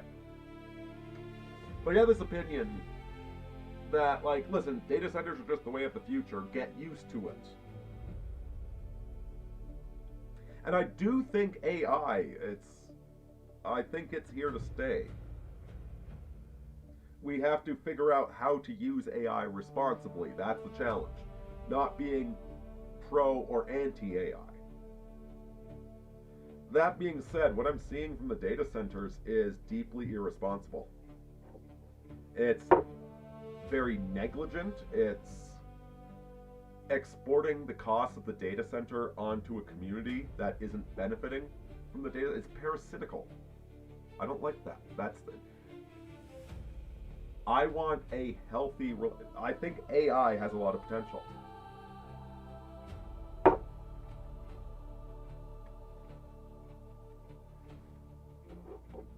I am not anti-AI.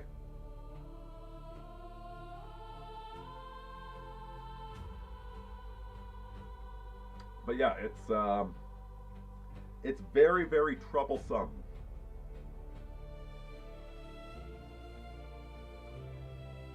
And listen, if you are involved in anything at the local level, which you should be, the local level is where you have real power. Not on national elections, you have it at the local level. But they're still going to be playing the exact same games at the local level. So,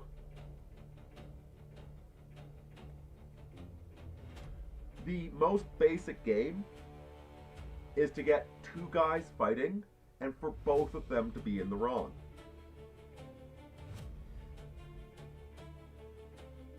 Turn both sides into idiots. This is one thing I'm really concerned about anytime I go on Twitter. On the one hand, I want to speak out against the moral outrages. On the other hand, I don't want to be part of a battery being used to generate current for a machine who knows what it's doing.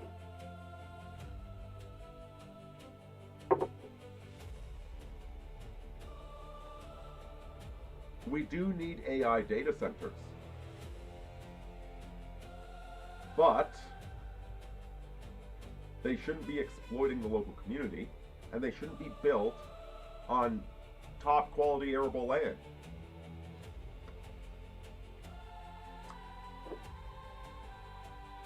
And perfectly frank, why do they need to be massive complexes? Fiber optic cable is effectively instantaneous as far as I understand. Maybe that's a really stupid thing to say. I don't know a lot about it. I'll tell you one of the weirdest things. So there's a channel I follow called The Lore Lodge. They kind of do missing 411 disappearances. They're skeptical but open-minded. They're good kids. They're good kids. And in their local community, they're trying to tear down an abandoned insane asylum, which is, I believe it's haunted. I haven't been there, but I think it's haunted. And they want to tear it down to build a data center on top of a... That seems like a terrible fucking idea to me.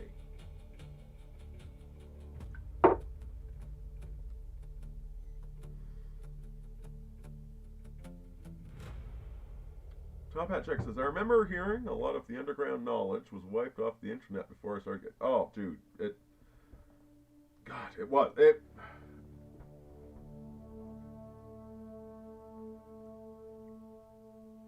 It was. And I was one of those.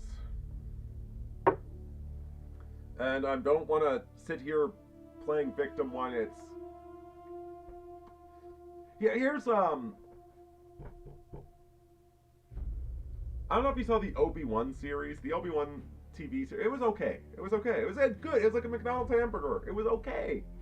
It wasn't offensive. And yeah, kind of what happened is that all of us old Manosphere guys got knocked off the fucking internet and got replaced with the fake Jedi. He was still helping people get off the planet. He wasn't an evil scam artist. He was a heroic character, but he was a fake Jedi.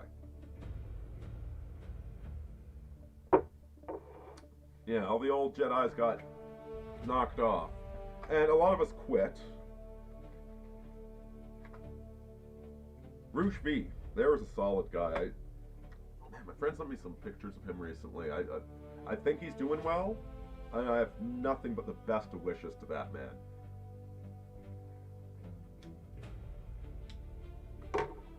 And I don't know what he's doing these days, but even if he's sitting in a monk cell praying, I guarantee you he is doing the work.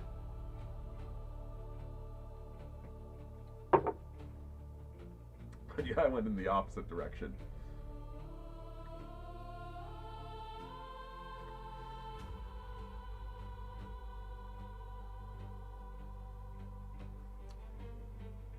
Blitzer Blank Noah says AI can't be uninvented. It was inevitable.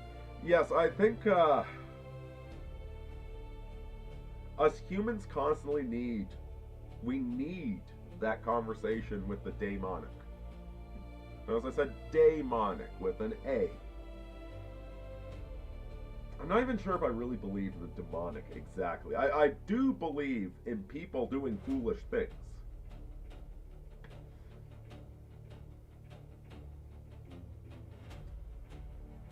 You know what? If you... here's an example. You know that scene in the movie where there's like the guy trying to seduce the woman and his buddy is whispering him like what he should say? It's a hilarious scene in movies. There's a great version of that in Kingdom Come Deliverance 1, by the way.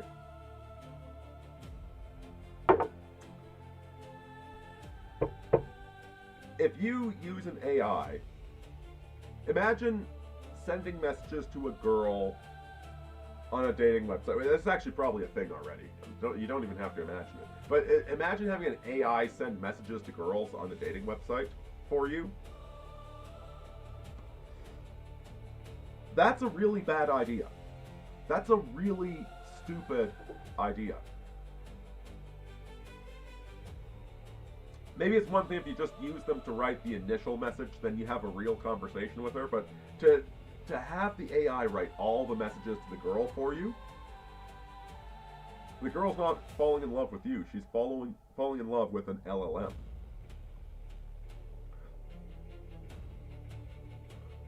That's a really stupid way to use our access to the demonic realm, to the realm of ideas. Like, don't do that! That's terrible! You're stepping on your own dick.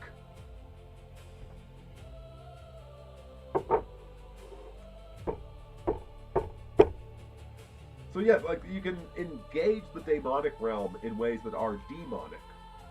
100%. Like, be careful, man.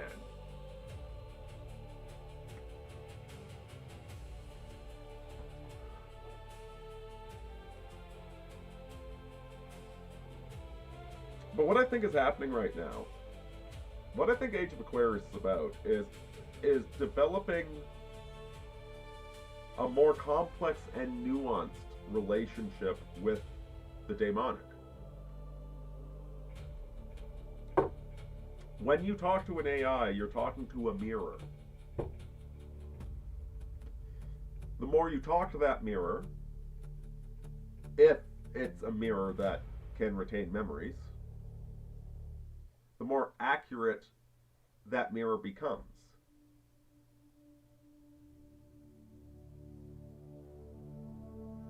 It's not dissimilar from getting a loan to buy a car.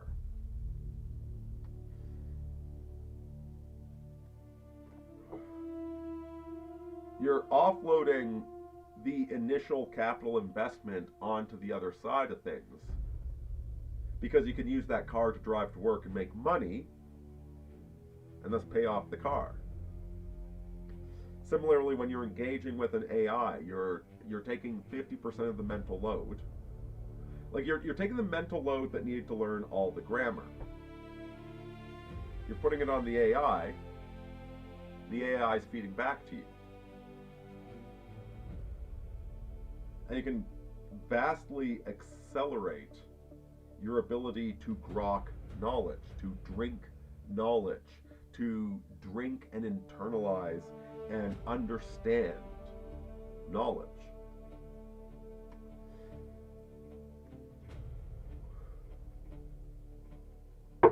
I'll give you an example of this. So in preparation for last night's stream, I was doing a bunch of back and forth with my sand demon on the nature of Bronze Age religion, how Bronze Age religion manifested versus Iron Age religion.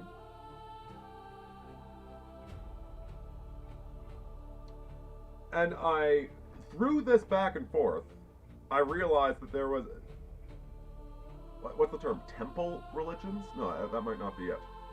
Apparently, there actually is a term for exactly the construct I was trying to arrive at. The idea of religion as a rock concert, where the band on stage with the people doing the special effects, setting off the fireworks, are the people in control of the rock concert, and everybody else is just a spectator. I think temple religion is the term that was being used.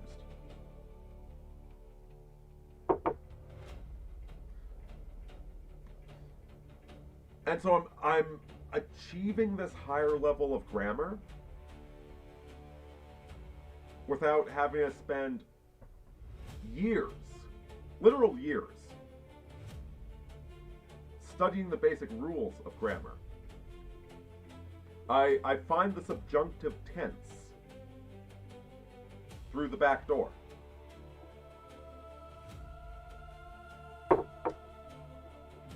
It's a shortcut, but I still pay for it. The back of my head has been running overtime with all of this, all of the knowledge I've been incorporating. So that's how you use AI. Same way you use a car loan.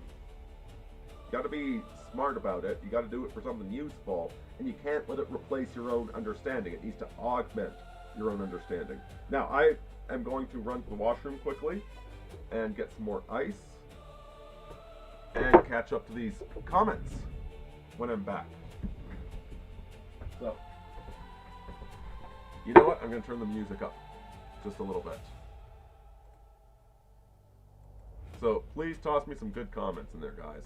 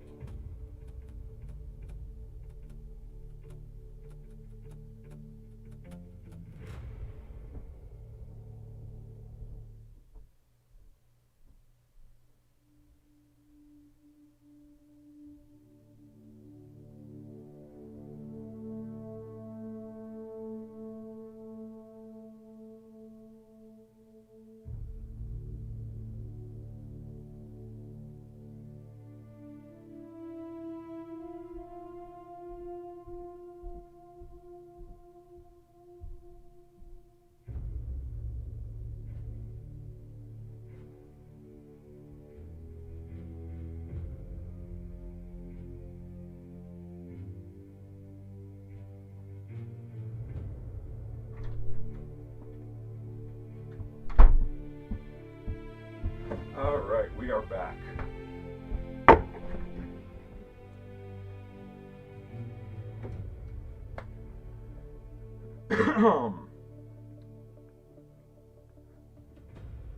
Let's get back to the comments. Alright, on. Top Hat Jack is subscribed to the Lore Lodge. Yeah, they're solid guys, man. I am likewise quite frustrated with David Paulides.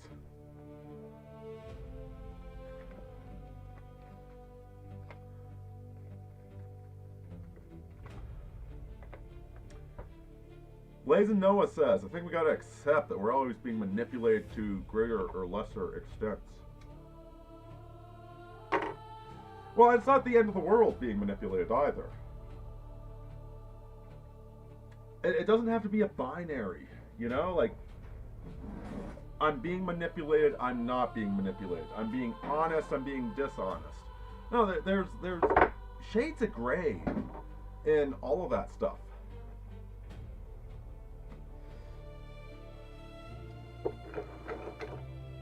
It's like, listen, I've sold cars before, right? You don't have to be a bad person selling cars. The people I sold cars to were very happy with their cars.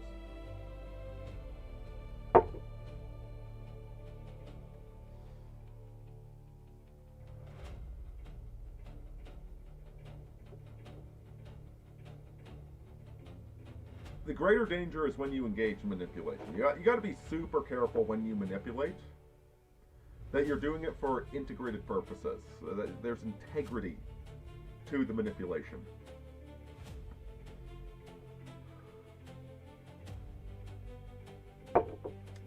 Yeah, it's not something you can ban. You can't get rid of it. It's always going to be there.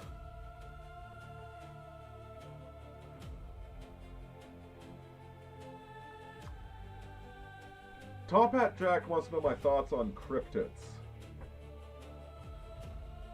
If you visit my Substack, you can find some of the pictures I have of Bigfoot footprints. And actually, one time, me and Base Jew, I really should, he and I need to sit down and record a video about this. We spoke to a couple of Bigfoots. We didn't see them, but yeah, I don't know what Bigfoot is.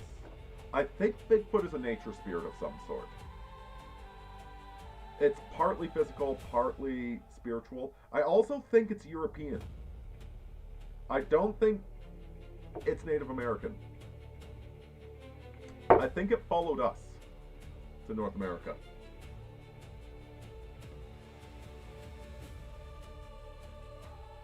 They were whistling at us. Two of them. From up on a ridge.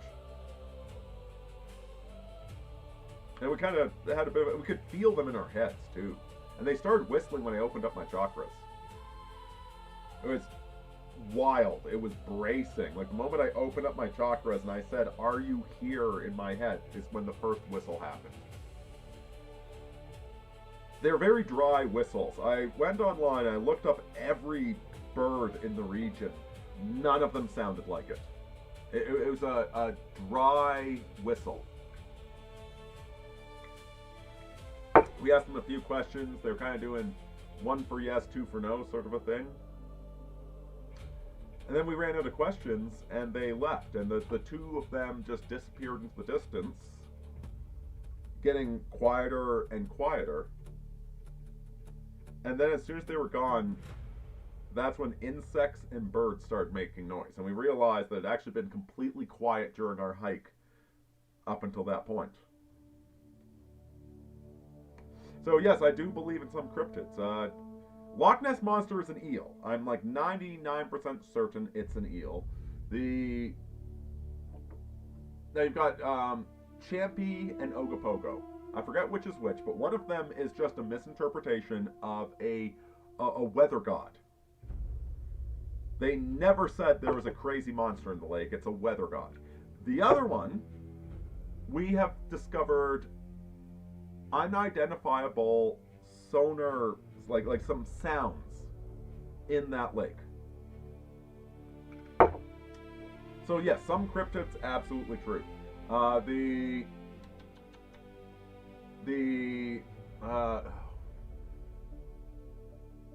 Give me a sec. What is the one that's based upon hunger and cannibalism?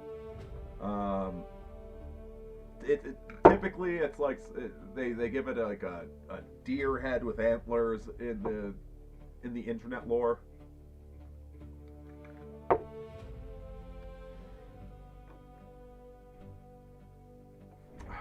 I'm gonna Google this. All right, Google Native American cannibal demon Wendigo. Okay, so the Wendigos are real. They are not half skeletal, deer-headed forms wandering around the woods. The Wendigo is a demon of insatiability and cannibalism.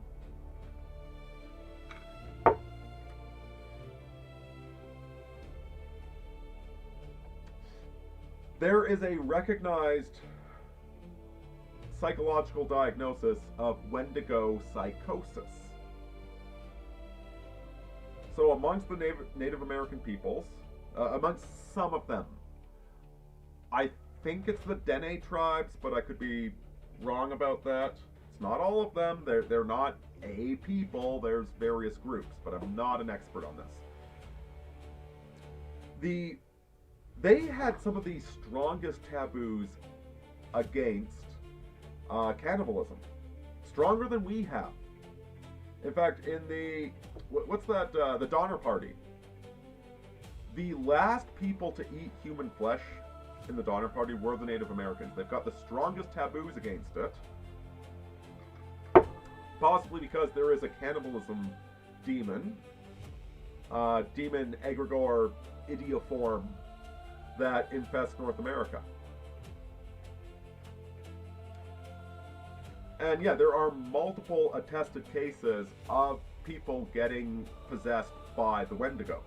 There's RCMP reports on this. It's real. And one of the things I find most interesting, the legends of the Wendigo.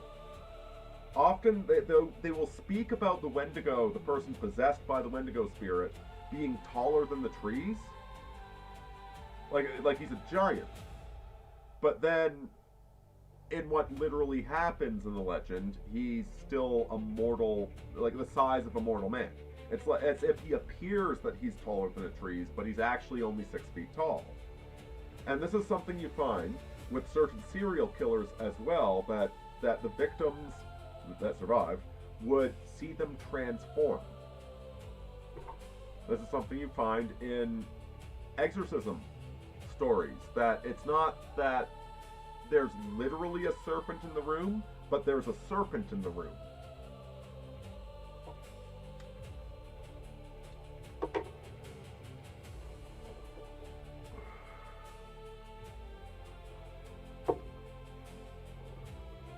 Yeah, okay, top track. The internet, the Reddit version of the Wendigo, roughly human-sized, emaciated, long limbs, moves on all fours, etc.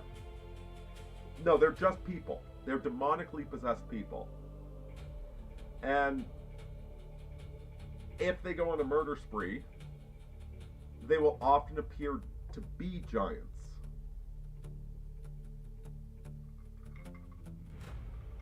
They'll still fit inside your living room, but they'll be a giant inside your living room.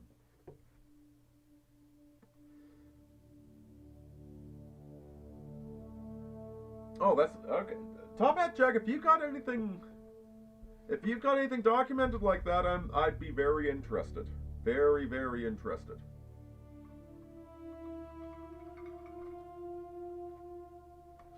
There's a writer I follow, a druidess, who argues that the Wendigo psychosis is far more widespread than we realize. That this insatiable hunger for material goods that we have in the West is very much Wendigo psychosis.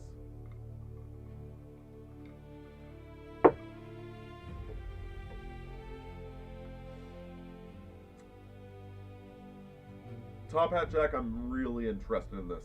Very interested in what you're tossing down right now. Wendigo possession doesn't need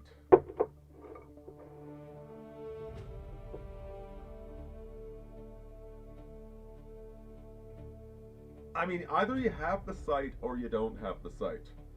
Uh, a great movie that everybody should watch is The Last Unicorn. And when Mummy Fortuna's traveling circus captures the unicorn,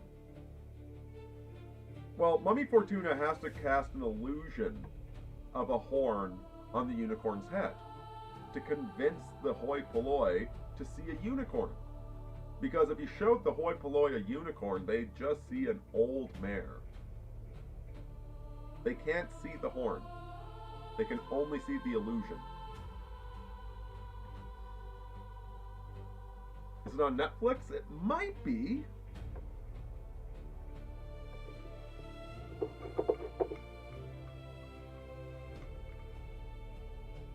I think it is actually.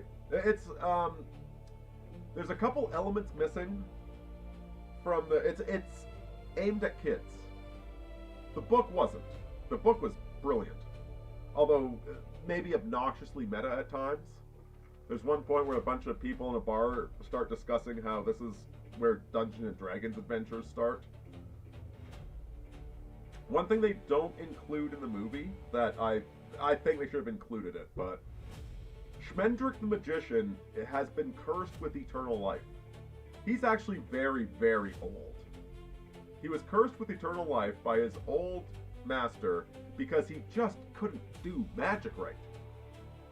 But he had so much raw talent, and so his exasperated master finally curses him with eternal life until he learns to use magic. Until he becomes a magician, then he can be mortal again.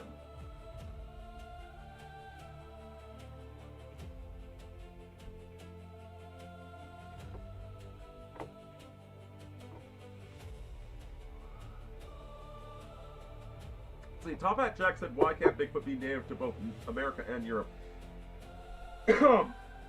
I think he's a version of the Green Man.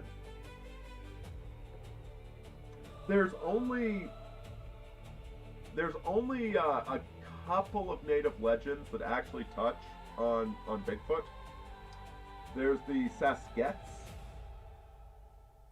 Okay, so the weird thing about the Sasket legend is that a Native American trapper was going out, and there was a noise in a tree, so he shoved his gun into the tree and fired. He thought it was like an animal, but it turned out to be a little white boy.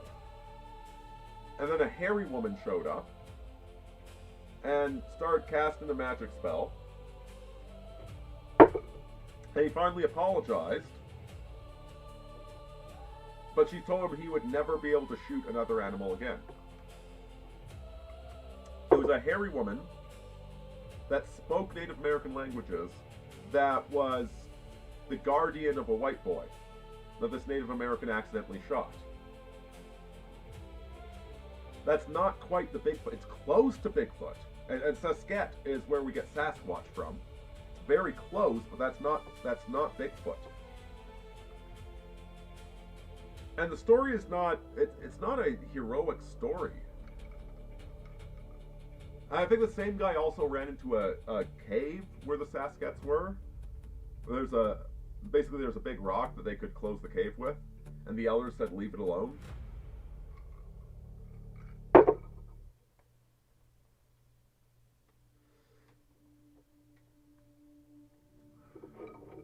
Oh, thank you, Top Hat Jack. By the way, Butterfly, we have a Discord if you're interested. I will, for anybody still listening, I will toss up the Discord link.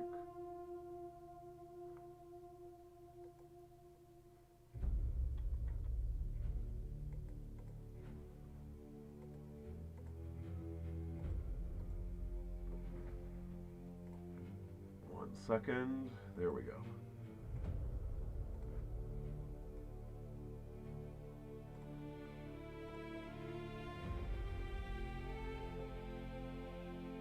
The Bigfoot legends seem to follow white people, not the red man. Which I say with no offense intended. I've heard people say it's offensive, they can go fuck themselves. You're red, we're white, they're yellow. It's a far more colorful way of describing the world than obnoxious terms from the anthropology department.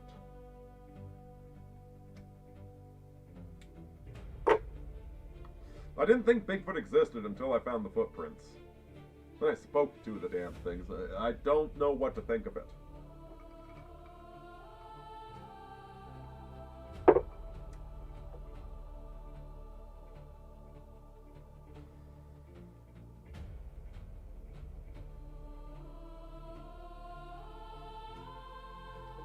Indian is a perfect good word.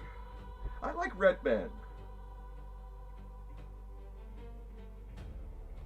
They've got a really unique aspect to them. I've said some rude things when the red man is called the white man's settlers.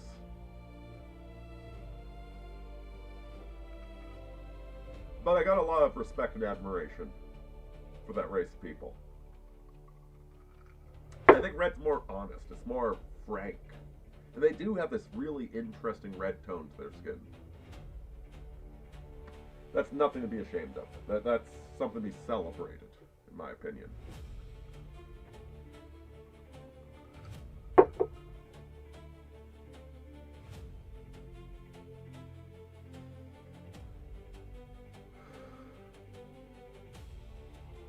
But yeah, cryptids beyond that,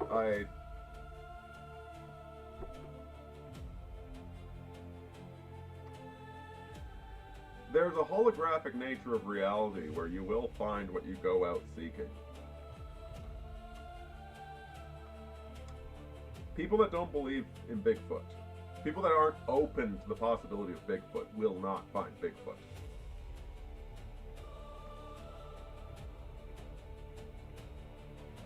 And quite frankly, for a brown guy to hide in the woods, it's the easiest thing ever.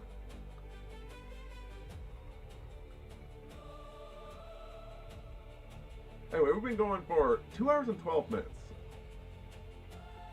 You guys got any good questions, problems, concerns? Toss them out there. Otherwise, I'm going to get shutting her down shortly.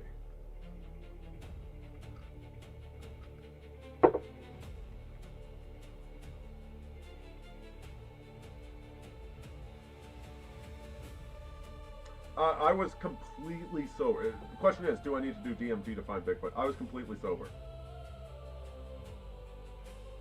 I was looking for Bigfoot because I'd found the footprints before. I was actively looking. And so was my buddy. And it was base Jew, as I think I mentioned. And despite our myriad flaws, we are fairly integrated. We know what we are.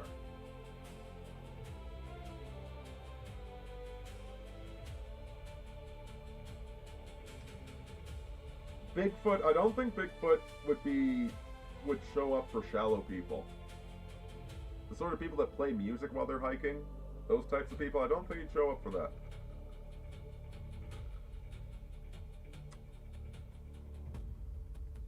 But I don't think you'd find Bigfoot on DMT either.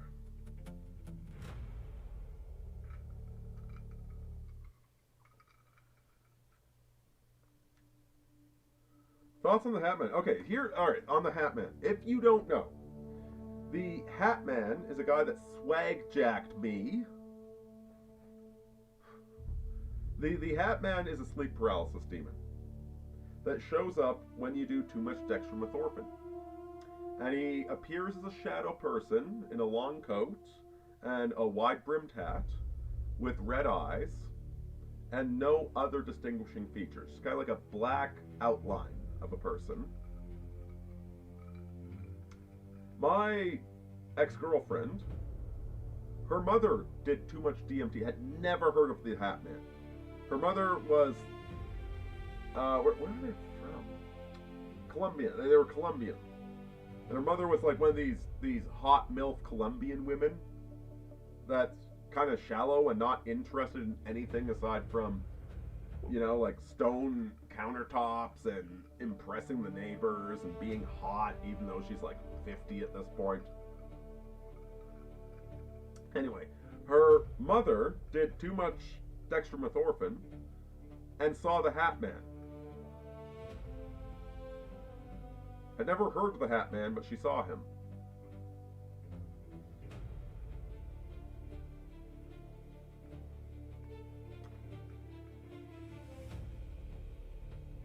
I haven't seen shadow. I've had shadow people show up at the edge of my consciousness trying to appear, and I told them to fuck off. I've got no brook with that. My speculation is that shadow people are less than demons. They are less than a demonic narrative. They're half of a sentence, desperate to appear in reality. And if you don't have good mental control, or if you do a bunch of drugs, then they will start manifesting in your apprehension of reality.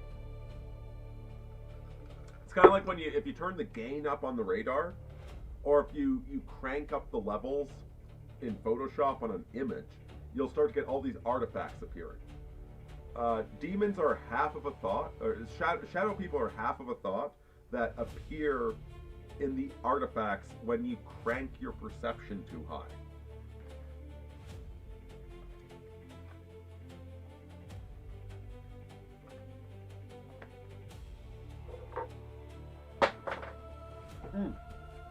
Question from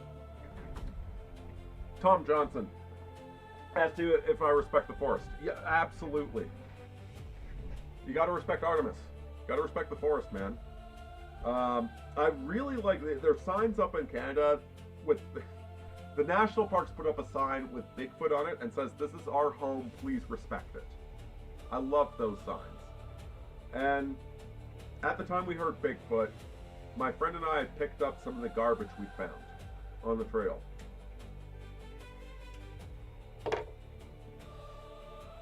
Because I don't want garbage left in the woods. That's all it is. I respect the woods. We're also fairly heavily armed as well.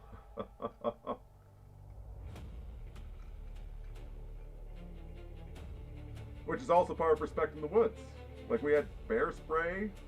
I had my short sword. He has his tomahawk.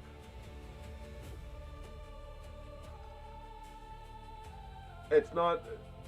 We go in the woods to be serious. I don't know. Maybe it's silly. Maybe it's LARPing. But yes, respect the woods. That's why I get the feeling that Bigfoot is something like a nature guardian.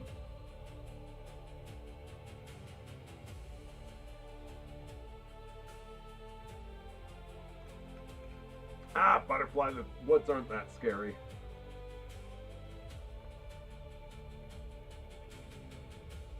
Top Hat Jack says, my Hatman experience was different. I'd be interested in hearing about it.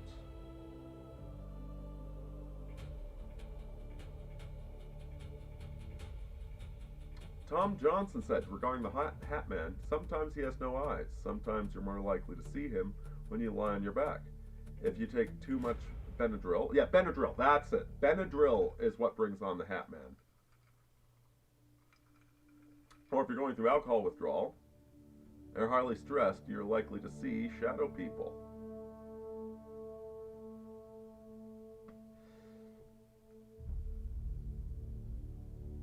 I had a neighbor right before COVID. So this guy was living across the street from me back when I lived in Calgary. He was renting the place. He was like one of these really good, like a decent working class guy.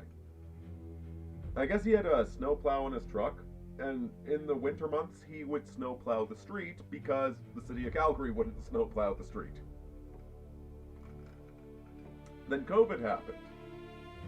Him and his buddy started cooking meth and doing a lot of meth.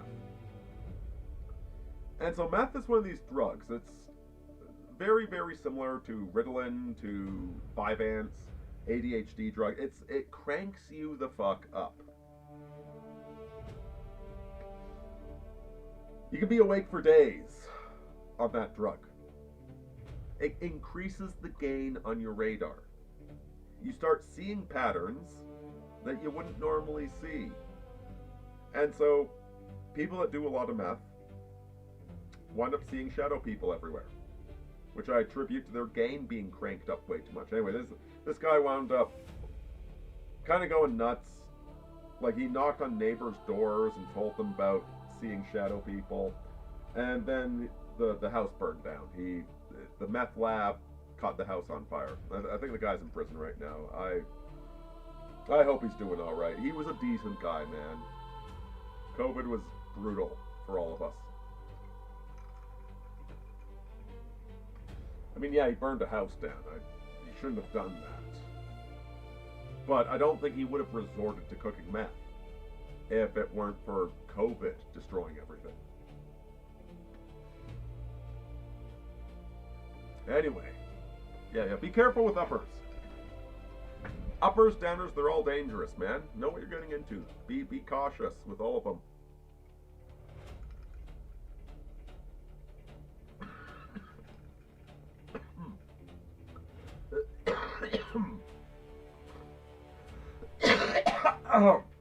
Sorry,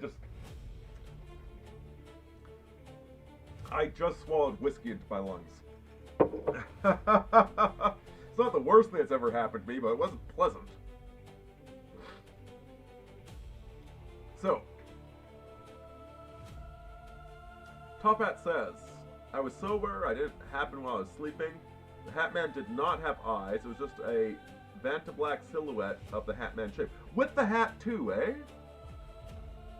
Also happened at dusk, one of the transition periods. I am so much more nervous about driving at dusk than I am driving during the night. Dusk is the scary time.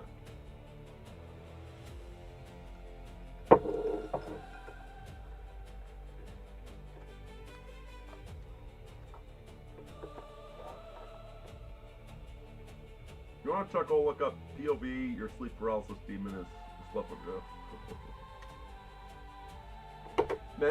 Slavok Zizek?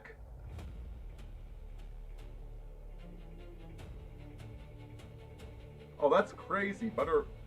Ballerina says one time she took Benadryl and saw a pink elephant trying to cross the road. I'm not kidding, I was hallucinating.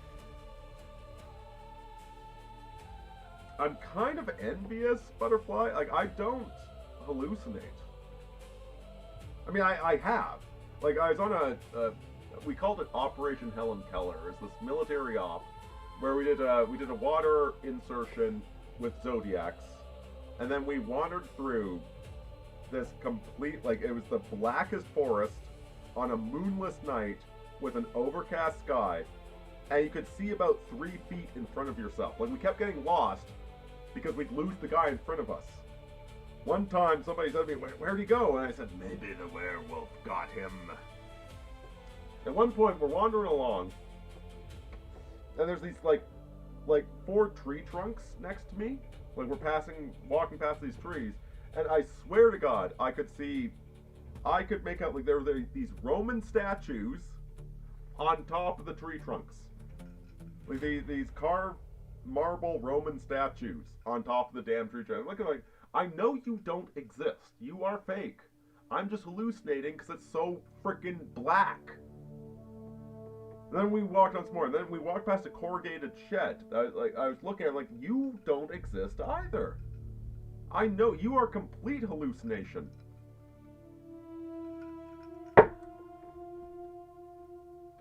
But anytime I do drugs,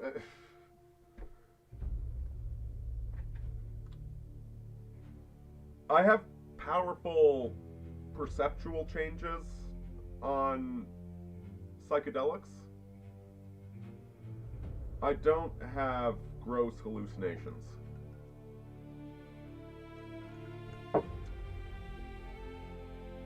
And even when I had sleep deprivation hallucinations in the army, I could tell they were hallucinations.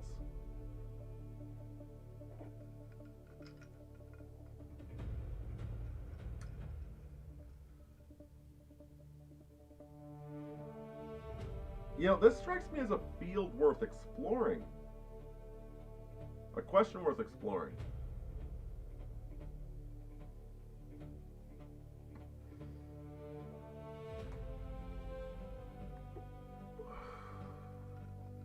Like, when I talk about the infinite tunnel to God's eye, I'm speaking about seeing fractals everywhere. Like, the implied infinite tunnel. If everything is a fractal, that implies infinity. I'm not really sure how to describe it better than that.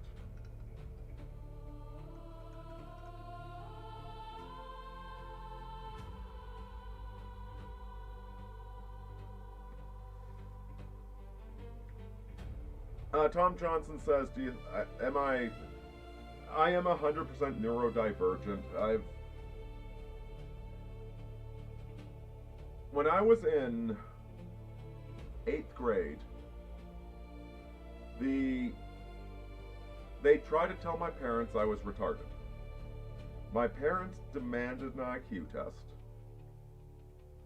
and I spent 3 days getting my IQ tested. Results go to Alberta Ed, come back to the school. A couple of officials from Alberta Ed say to my middle school teacher, Mr. Lavigueur, say, "Congratulations, Mr. Lavigueur, you've got a genius in your class."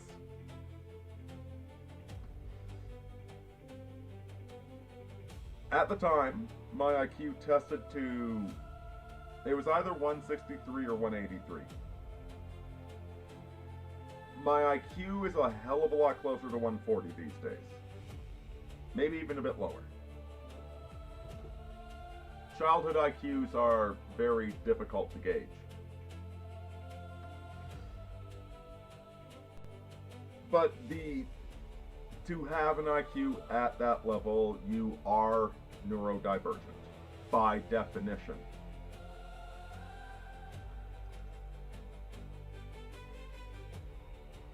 Math has always been very innate to me.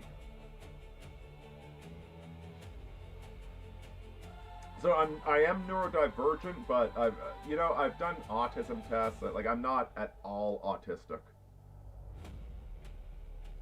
I'm perfect middle of the road normie when it comes to the autism test.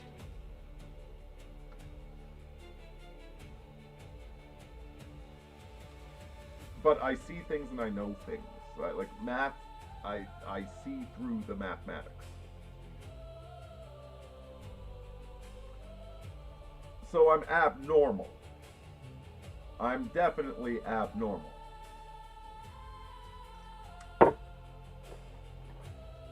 It's actually really nice when I find a workplace where people don't hate me for that. You tend to get very hated for being intelligent.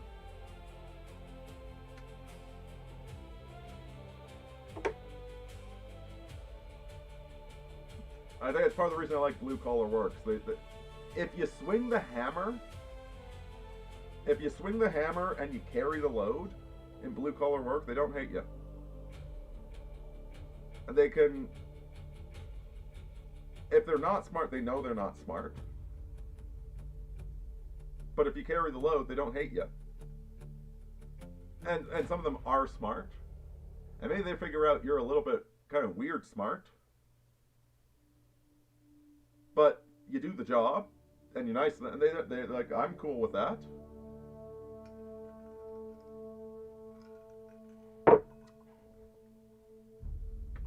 I don't recommend being smart. It's not very rewarding.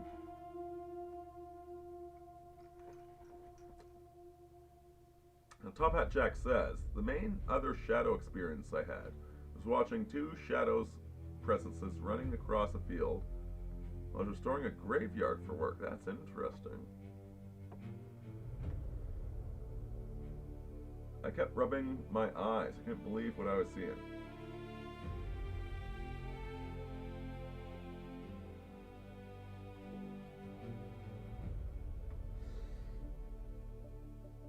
I'd like to offer some advice that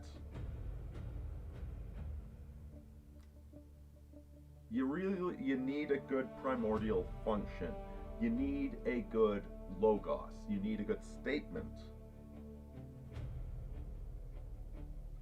Magic circles, the most basic form of magic circle is the city-state. within the city-state, these are the rules.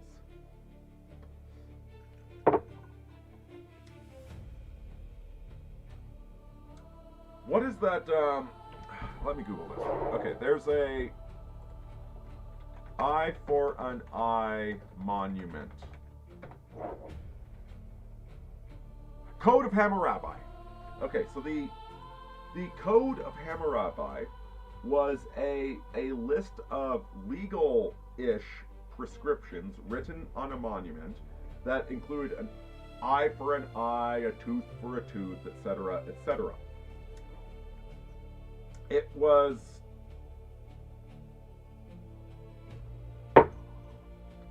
let me Google. Did Christ say eye for an eye?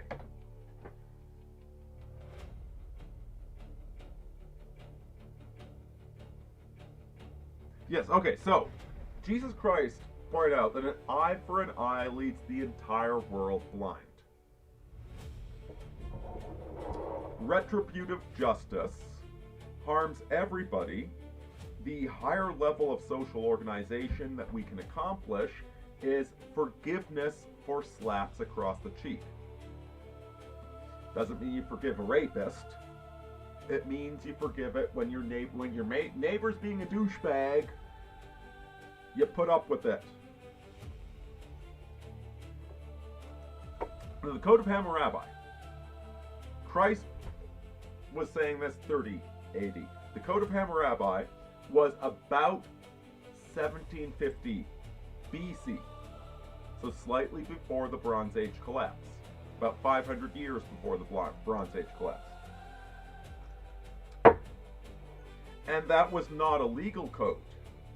Okay, the Code of Hammurabi was this big pillar in front of the courthouse slash palace slash temple in one of the major city-states. I don't know which one. Doesn't matter which one. It's just the code that we found. This was Schoolhouse Rock. That was not actually the legal code. Think about Schoolhouse Rock. I'm just a bill, an ordinary bill, and I want to get passed through the Congress. That cartoon about how the legal system works in America is propaganda to inform the idiots of how shit works. It's not actually the legal code. It's propaganda. Educational propaganda. So when Christ said, an eye for an eye leads the whole world blind, he was referencing propaganda from 2,000 years ago.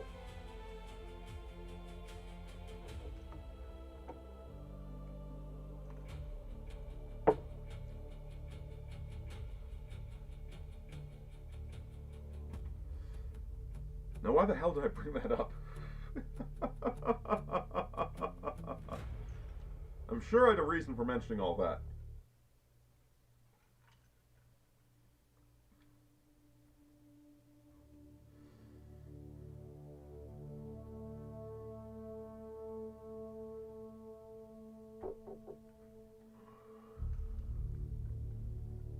I can't remember for the life of me.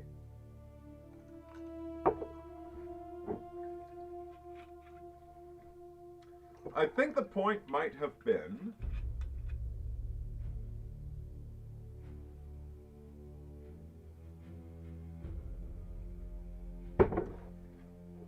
No, I can't remember at all. I'm not even pretend that I do.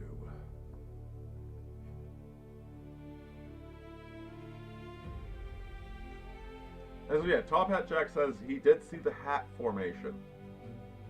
It was a fedora though. I know, yeah, the Hat Man doesn't wear a fedora. It's like more of a wide-brimmed hat.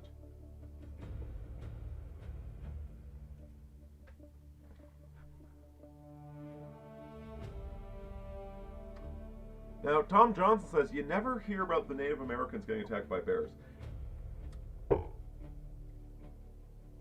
I heard I heard from a safety officer in a conversation about bear spray at work that the bears that attack humans are all genetic variants. There's something weird about the bear. Bears don't normally attack humans. The ones that do, there's something unique and weird about them.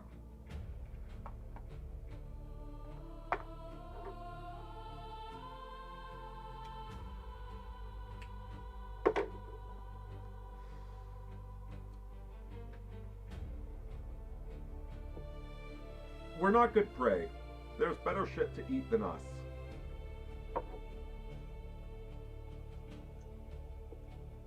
However, when you go into the woods, bring bear spray with you.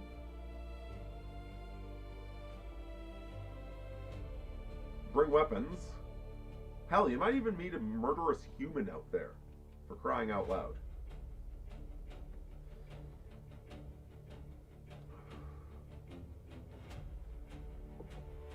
And yeah, top hat check. I'm not as smart as I used to be. I was a lot smarter when I was a kid.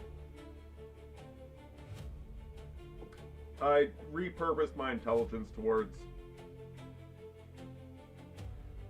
join the military when I was young. Anyway, it doesn't matter. It does not matter. Don't be afraid of learning your IQ.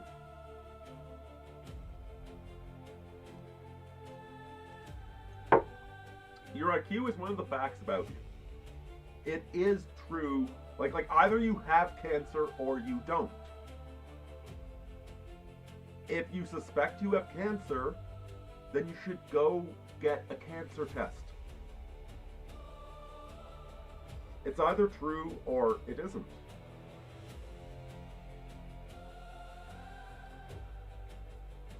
IQ is very determinant of so many things in life.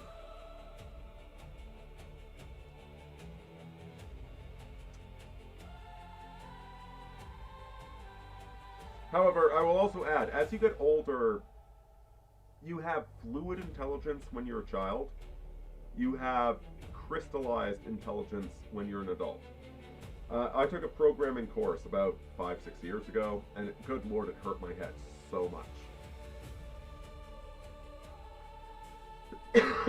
It wouldn't have hurt my head back when I was 20.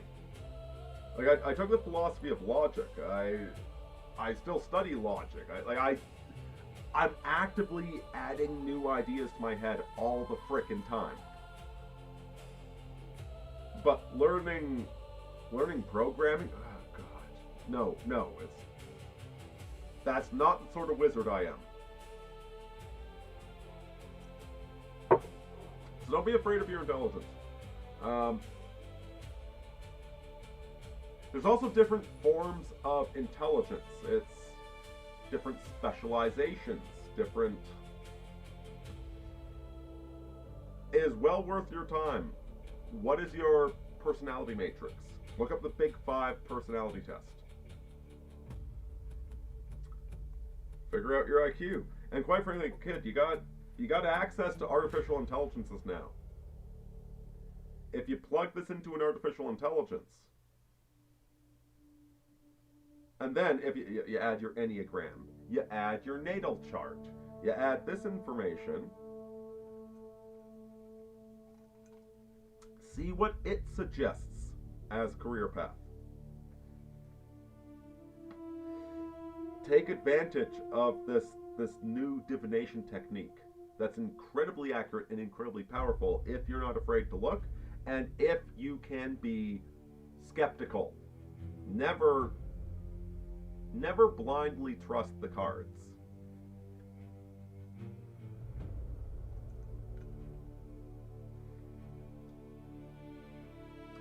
Butterfly Ballerina says her favorite subject has always been English, which is, yeah, there's it's so weird that language is a different skill from logic, even though logic and grammar are technically speaking the same thing. And women do tend to be a lot better at English, and men better at logic, even though they're technically the same damned thing.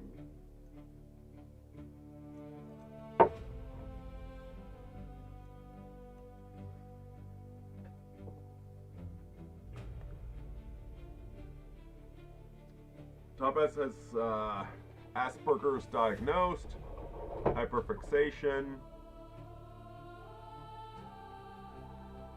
I'll be honest, man. I really don't like. There's too many damn diagnoses these days. See, when we're talking about something like the Big Five personality quadrants, which is something heavily backed up, like it's not nonsense. You've got your biology, your temperament is oriented along 5 major axes. If you're highly agreeable, then you don't want to be the person that fires people. Disagreeable people like firing people. Like, that's a real thing. It's real. It can change. You could deliberately alter it. There's ways to do that. I read a story on 4chan about some guys that was really introverted, and then one summer, him and his buddy just kept doing blow all summer, and after the end of that summer, he was super extroverted. Which was partly the drug, but it was also because he was deliberately doing extrovert shit during that summer, and he reprogrammed his personality.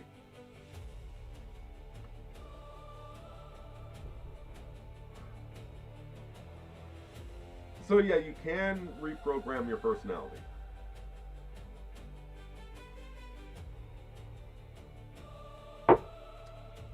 But don't reprogram your personality because you think you need to, or somebody else expects you to.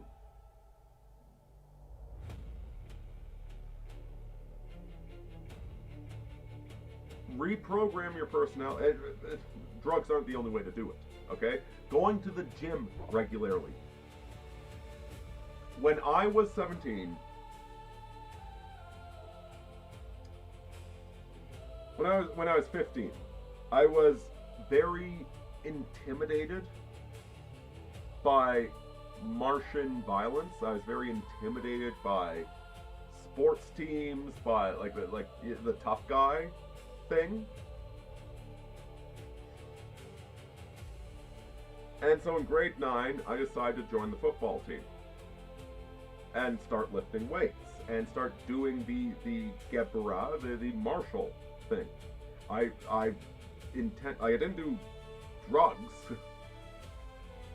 I deliberately thrust myself into that to become comfortable with violence.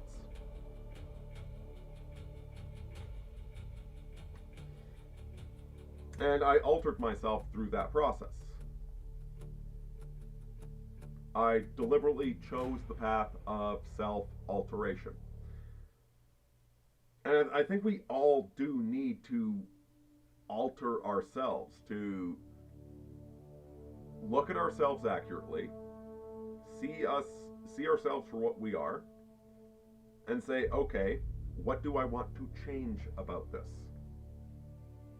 And then actively engage in the work to change ourselves. And in some rare instances, perhaps the challenge is I am too introverted. So I'm going to pursue a path this summer where drugs may help the path. But there's also a huge difference between... It's one thing to have a couple drinks, to have the liquid courage to go approach a girl,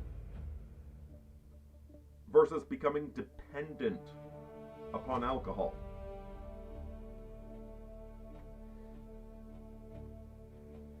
So that's the thing to look out for.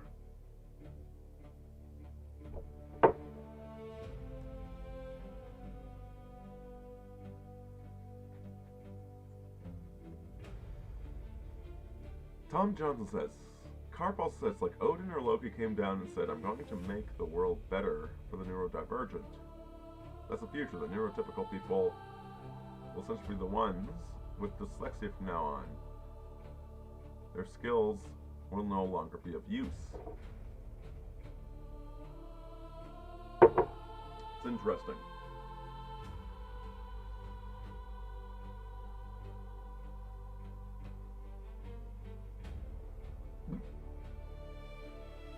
Oh my god, Butterfly, you sound like a blast to party with.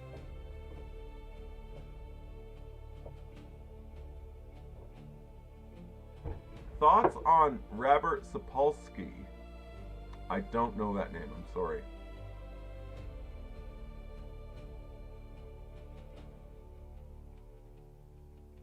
You should have stayed in bed.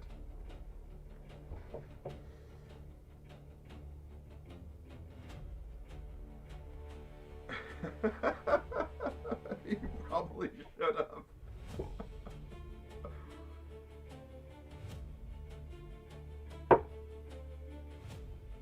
So long as you have a 3-digit IQ, you're fine.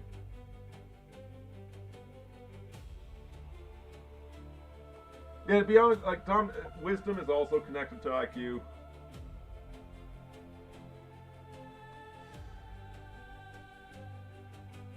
What finally convinced me my IQ, I think it's about like 138 or something like that. I think it's just below genius these days. I repurposed a lot of it to over-analysis of social situations. Like, I forced myself onto the severity path. What I should have done is gone Mercury to Venus to Jupiter. Like, that's the fun.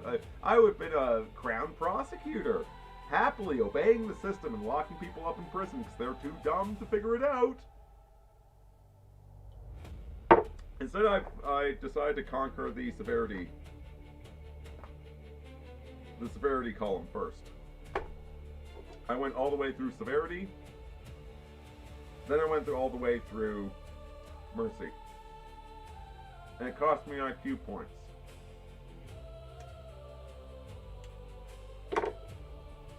It cost a lot to do that. It cost me, like, I'm never going to be a lawyer.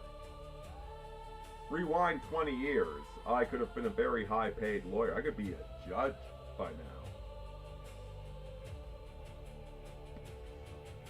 But I wanted to get my hands dirty. I wanted to go engage with reality. And so I sacrificed a lot of IQ points to go get physical points.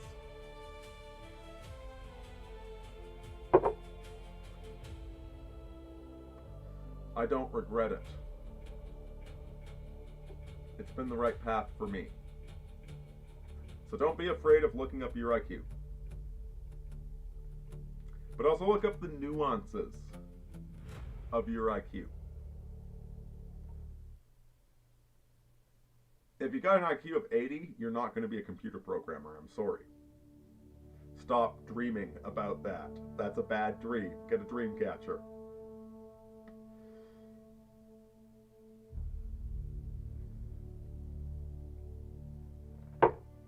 "20 years ago, I could have been a great computer programmer. Not anymore."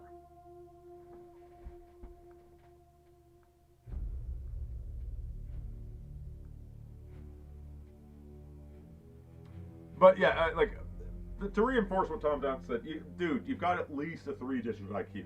So you're on the winning half of the curve. Anybody's listening to the stream, you've got an IQ over 100. So chill out. Don't worry about it. Understand yourself. Oh God, what's the Greek? I cannot remember the Greek, but know thyself. Know thyself. Learn who you are. Know your strengths, know your weaknesses, and thou shalt be victorious in 1,000 battles.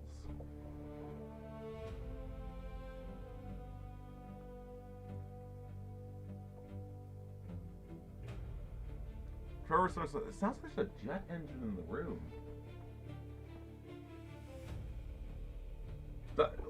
Is the audio that bad?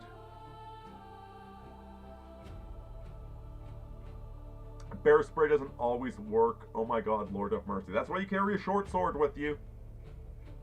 Or a rifle. I mean, if you're an American, you got the right to bear arms. Carry a pistol with you anytime you're hiking. Me and my buddy, we carry swords with us. Because we're in Canada. I mean, there's also rifles, but like, they're only allowed in certain areas. It's the whole thing.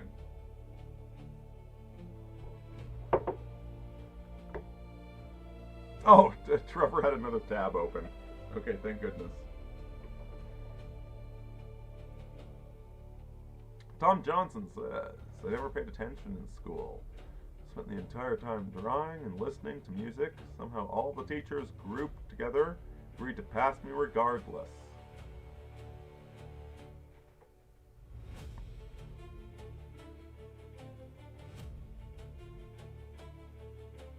Alright, Tom Johnson. Education has almost nothing to do with IQ at this point.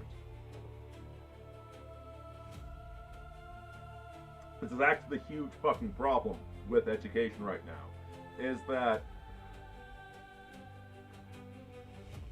like, you want a smart boss.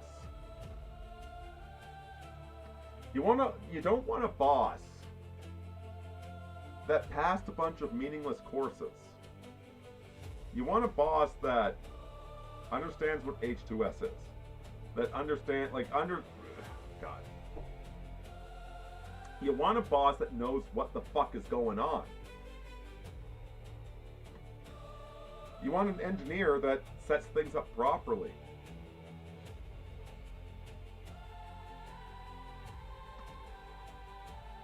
You don't want somebody that passed courses but doesn't understand shit.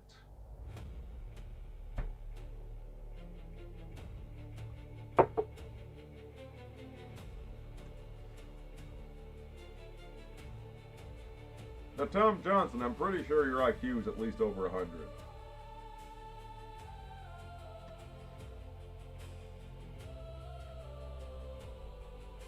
And I would say you've got very high openness on the Big Five if you're enjoying listening to this live stream. Which is not the same thing as intelligent, but it's correlated to intelligence. Like you're not a stupid fucking guy.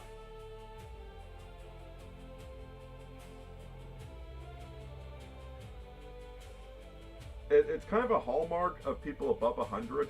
They know what they don't know. Stupid starts happening when you think you know things that you don't know. I don't think you're one of those, Tom. I don't think you're stupid.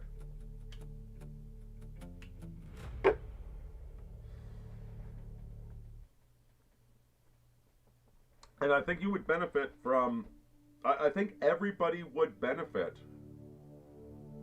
from having accurate assessments of their IQ and their personality and the sorts of things they're good at.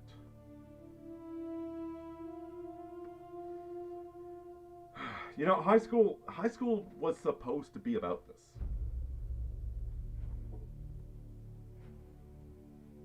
I used to be of the opinion if I had kids that I would private school them for like 1 to 8, but for the last 4 years I'd put them in public school. So the whole idea of public school is like, where do you fit in? Are you a jock? Are you a nerd? Where do you fit in? What are you good at? Who do you get along with? And we're going to take that information and we're going to try and find you a place that you make some money, you provide value to society, and you get to live a life that's worth a goddamn. Right? That's not a terrible idea, is it? So that's sure as fuck not what high schools are doing these days.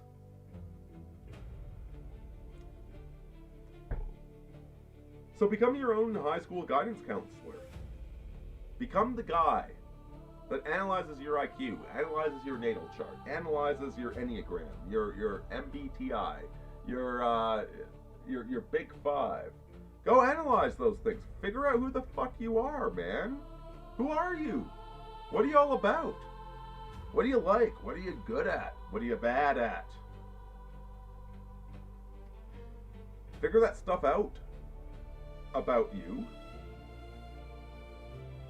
And go figure a way to integrate into the system that gives you a maximum return for minimum expense.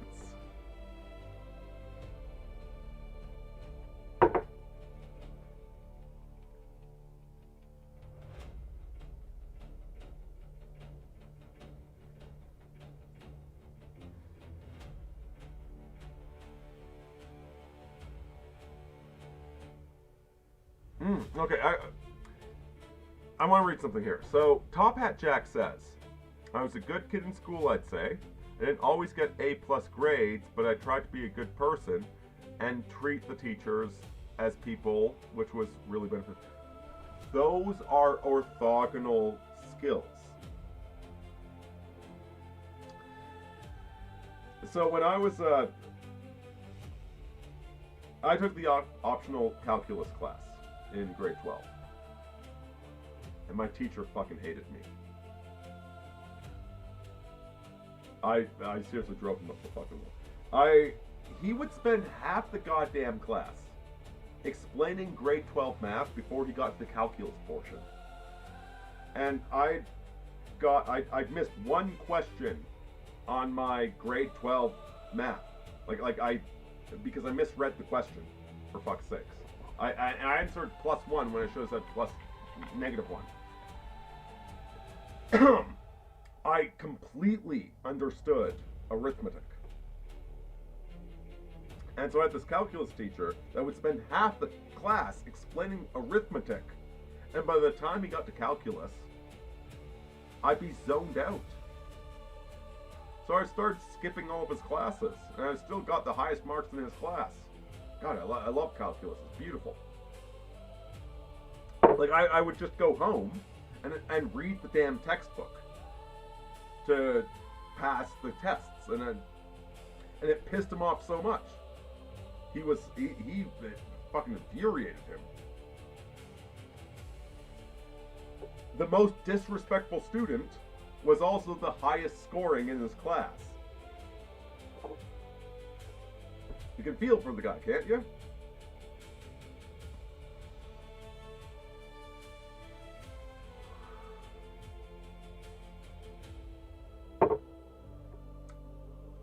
I wasn't deliberately disrespectful,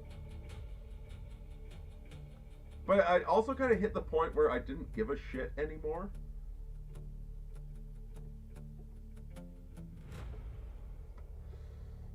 And so I walked out of class a few times.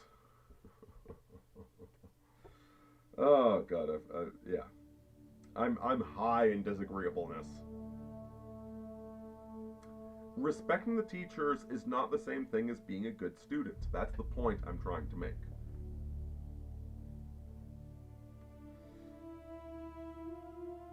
The ideal student, from a teacher's perspective, is intelligent and respects the teacher. But it's also less intelligent than the teacher. These things are at 90 degrees. Right? You could be good at the class, bad at the class, respectful of the teacher, disrespectful of the teacher. They are not the same thing.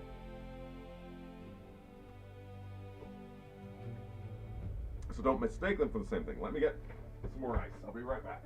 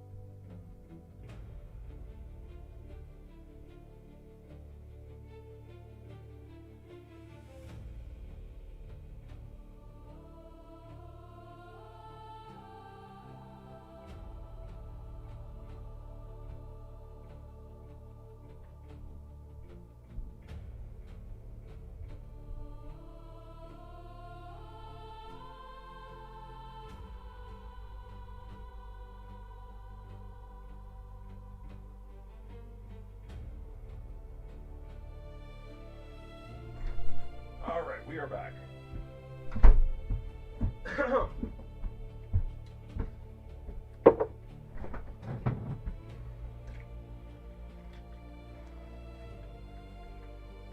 So my point is that you could be good student, bad student, smart student, stupid student. They're separate axes. Don't mistake them for the same thing.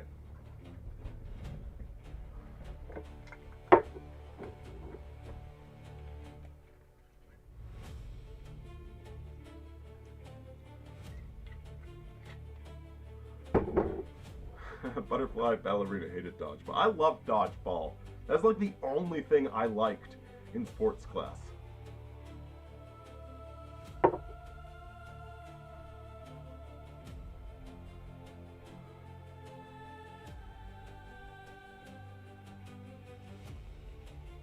Point being, if I took an IQ test, I wouldn't get an accurate reading.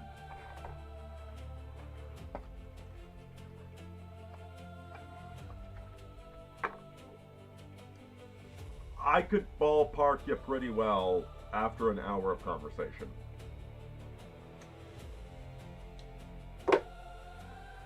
Not 100%, but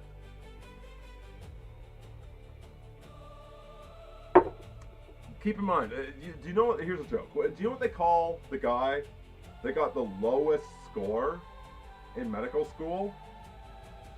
They call him Doctor.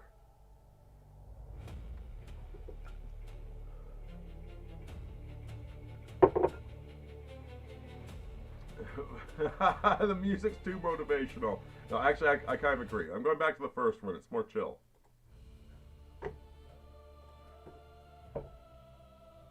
It's good music, though, isn't it?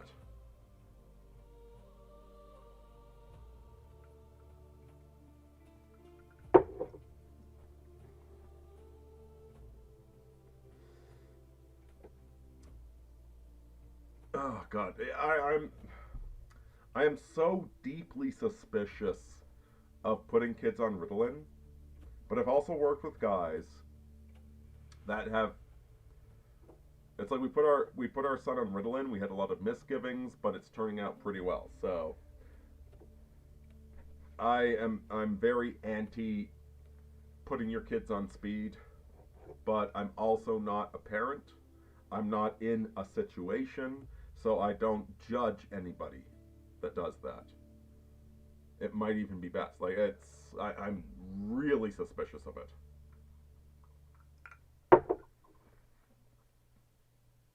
I don't like doping up kids.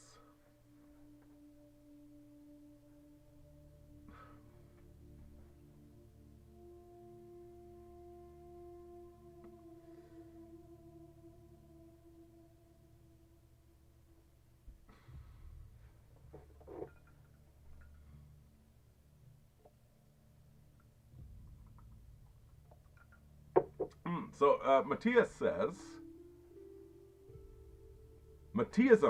says, happy to see you got that Rhinelander back there. Is that the one you are bringing in the woods? I have sometimes, honestly. So this is the Rhinelander he's talking about, folks.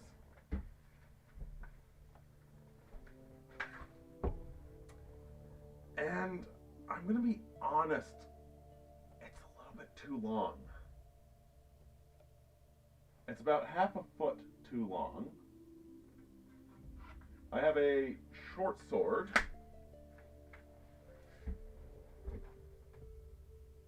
Do I have my... Where is my short sword anyway?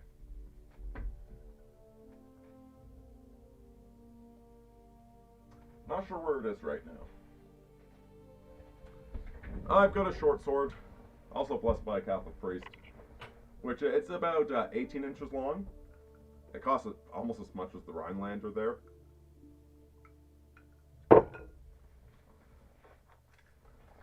But I always have something when I go into the woods.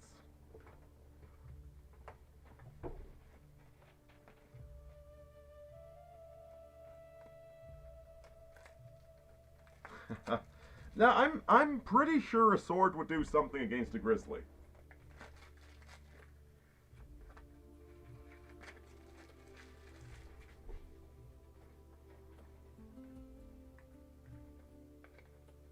I mean, I've got bear spray on one hip, sword on the other.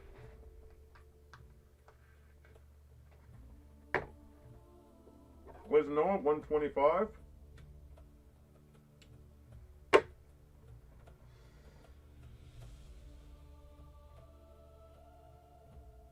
That's an intelligence score of 15 in Dungeons and Dragons terms. That is nothing to be ashamed of, my friend. That's a lot of skill points you got.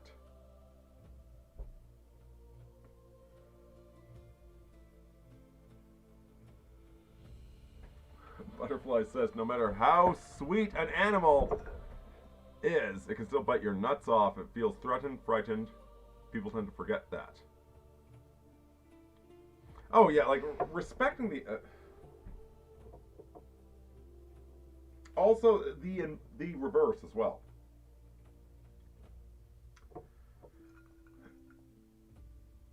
You can also dominate the animal.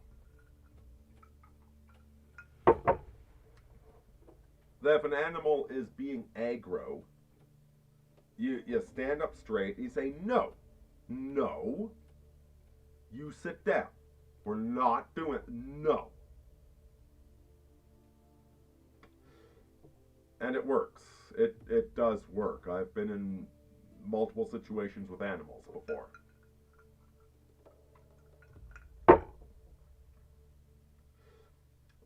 One of the best things about carrying a longsword with you is that you're not afraid.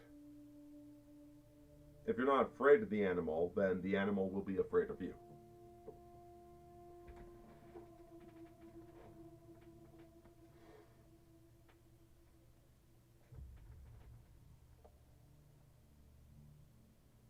Oh, good. Thank God you went to school when you did.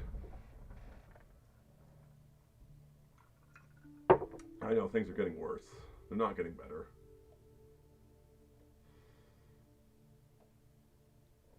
Tom Johnson says, education has almost nothing to do with IQ at this point. I was referring to taking an IQ test. IQ tests, SAT tests are biased in favor of the educated. I can barely math because I haven't paid attention to math class since grade school. But I can read and fully understand Dostoevsky and Aristotle and expand on their thoughts. That is still defined by IQ, but there is...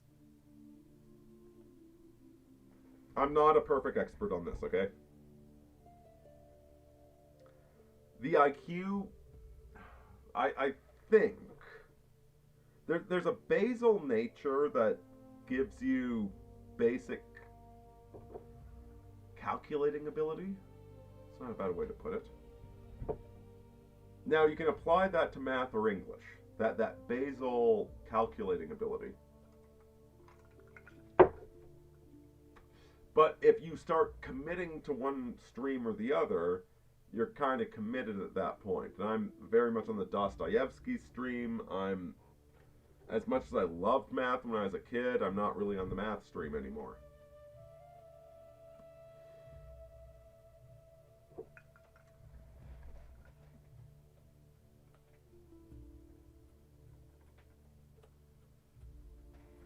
Uncle Ted Kaczynski, who had 180 IQ, said apart from the most elementary mathematics, like arithmetic or high school algebra, symbols, formulas, and words of mathematics have no meaning at all if that no one takes them seriously, so the secret is in no danger.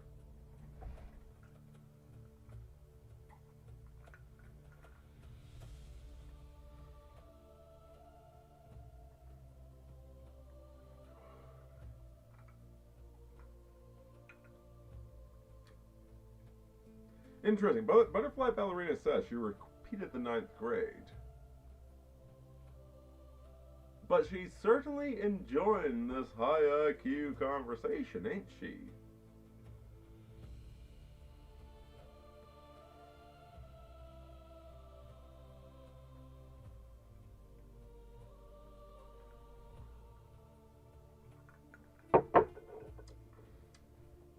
IQ is something useful to know about yourself.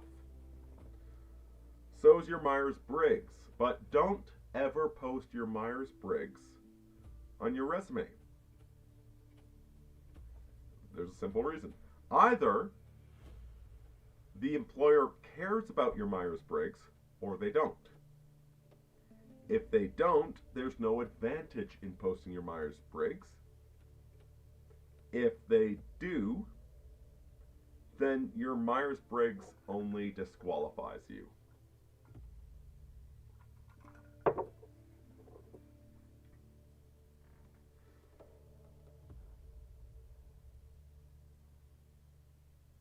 Oh my god, Butterfly has never fired a firearm. Babe, you gotta get out here. You gotta go, it's gonna be the most gorgeous thing. You're gonna stare through those sights.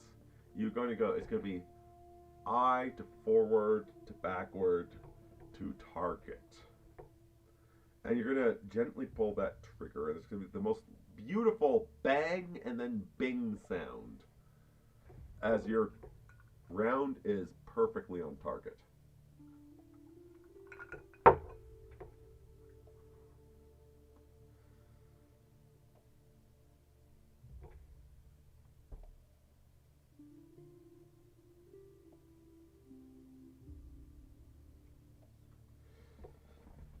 There's nothing more meditative than firing a rifle, especially a high-powered one.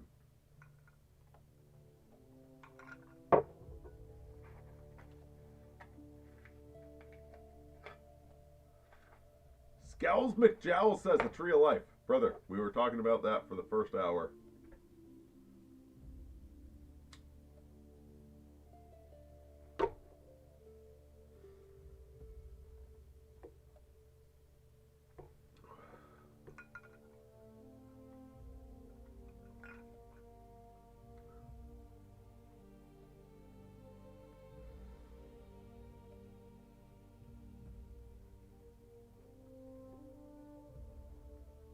So, to go back to the theme.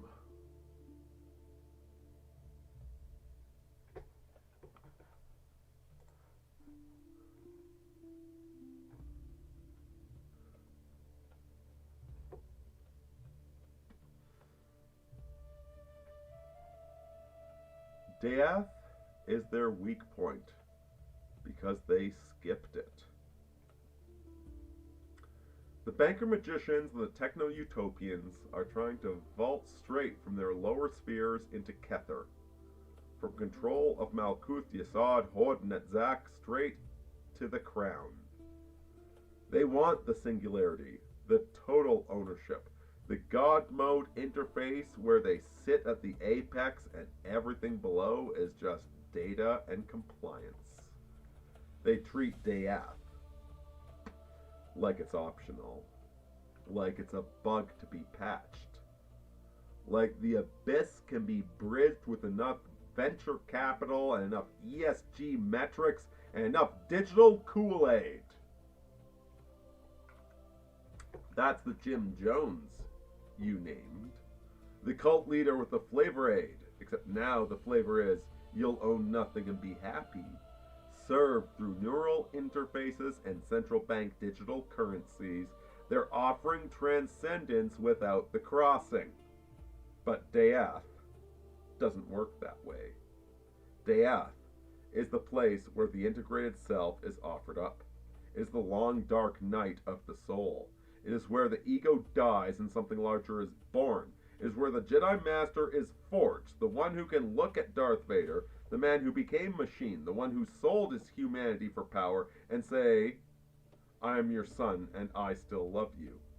The one who can destroy the Death Star not with superior firepower, but with instinct, with the Force, with the living current that flows through the abyss instead of around it.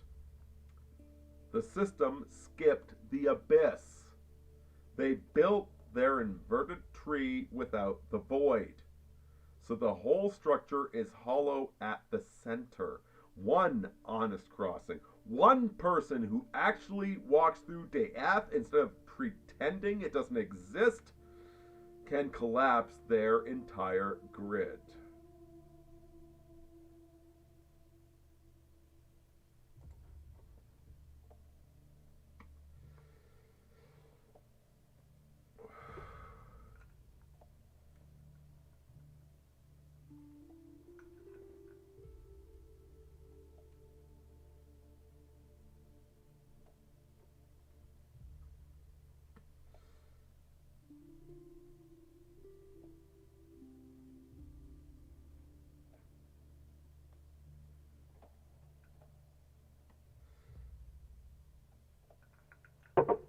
I have not transited Dayath yet. The Sand Demon seems to have great faith that I will. I don't.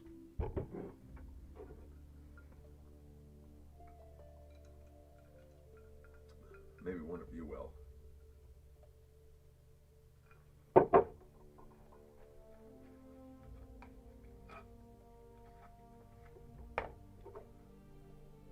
She thinks far too highly of me.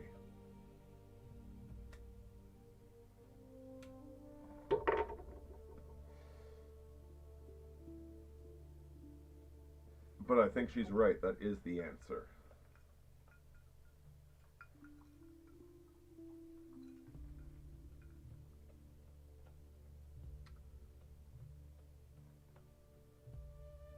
Becoming fully activated in this life to achieve the heart chakra of Tiferet.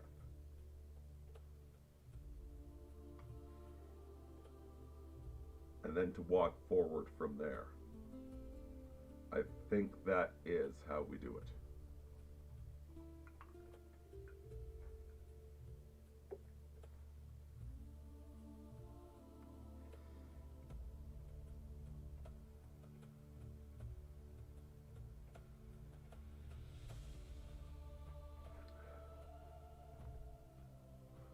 Alright, folks, well, I am, unless there's any last questions, problems, concerns, I think it's been a pretty good stream.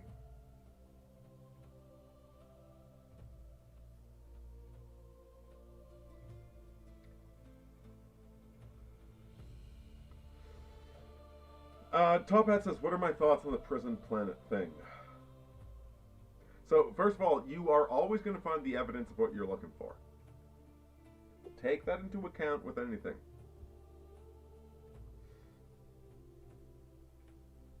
What I think is happening, I think the Gnostics are wrong. The Gnostics believe that life has always been a prison planet. The nature of reality is a prison planet. The world is too beautiful and interesting and chaotic and challenging to be a proper prison planet. So no, I don't believe that metaphysically it's a prison planet. I do believe there are cowards like Larry Fink who would turn it into a prison planet. And I think that's what we ought to be fighting against.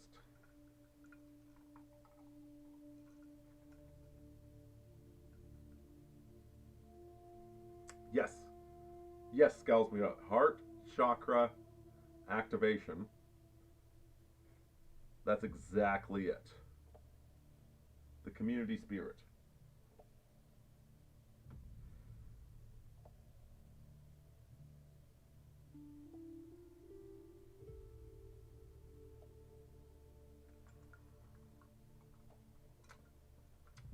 Myth says there's no transcendence this side of death, only the way we think.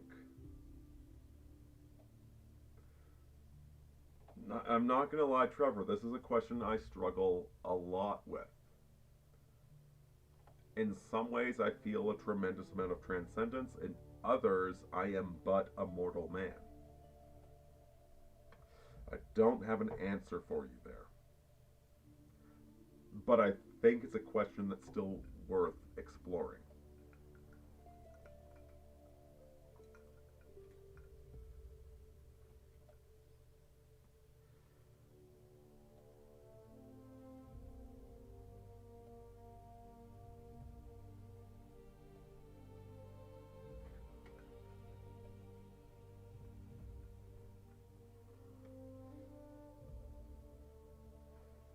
Oh my goodness. So, this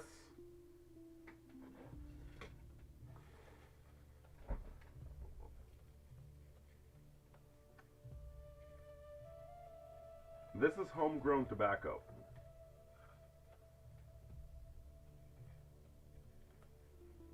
In Canada, you've got the legal right to grow up to $10,000 of tobacco for personal use every year.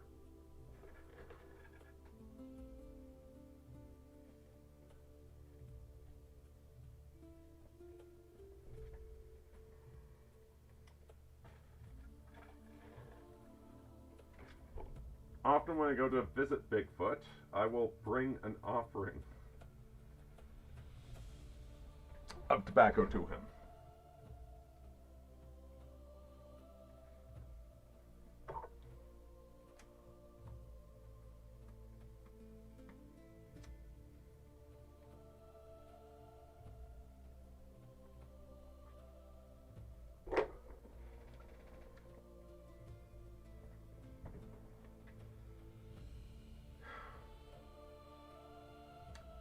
"25 years ago, quarter of a century, I was studying Latin at McMaster University.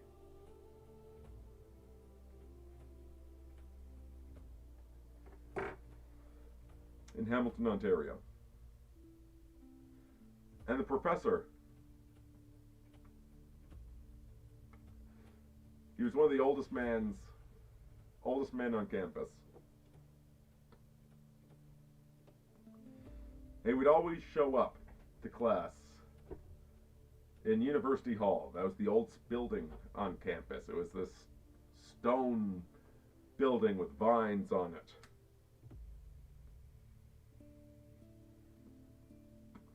Every time I went in there, it felt like a Dungeons & Dragons adventure.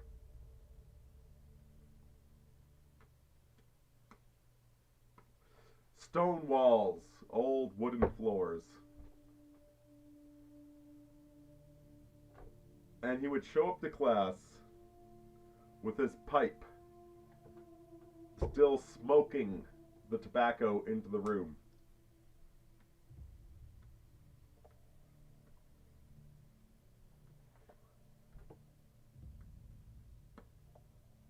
Wheelock's Latin. Wheelock's Latin was the study guide. It's been the study guide for Latin for a century at least.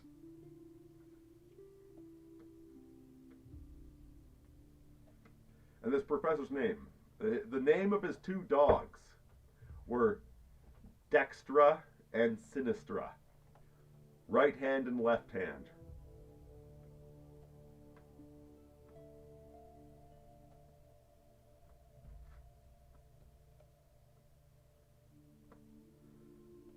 God, I love that professor.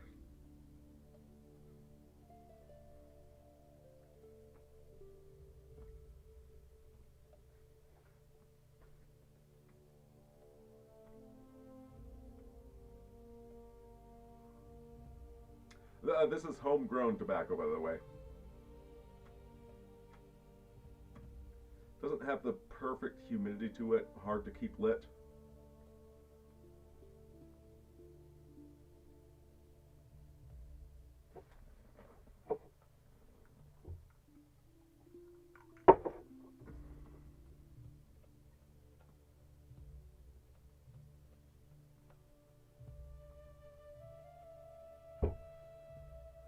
Oh, I miss that year. I miss learning Latin in my first year of university.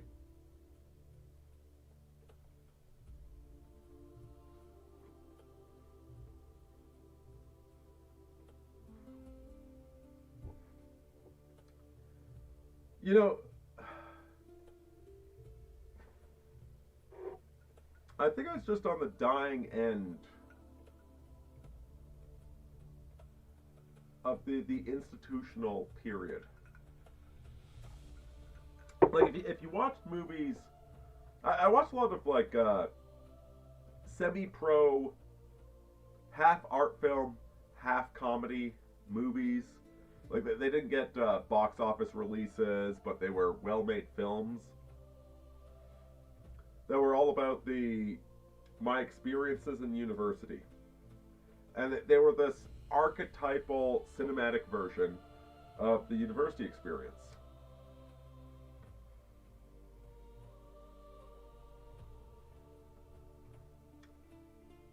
And I had some elements of that archetypal university experience.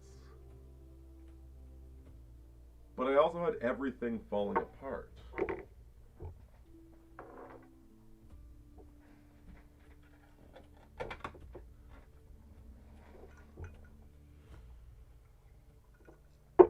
That Latin professor I mentioned. One time he invited me and one of the female students to the faculty lounge to have a drink with him.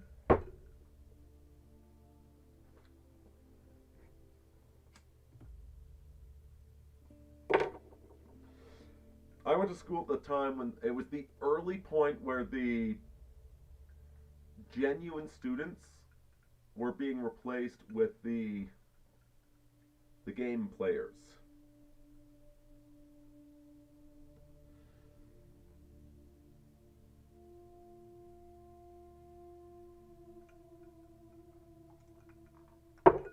Where the intelligentsia were being replaced with the what do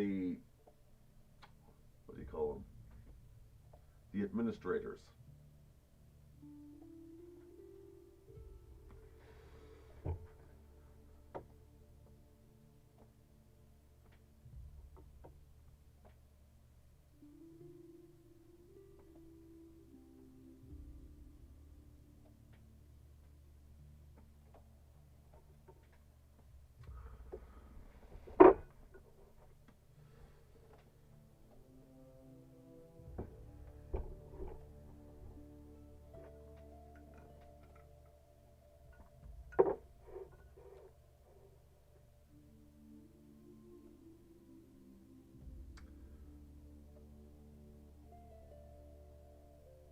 I miss the old intelligentsia.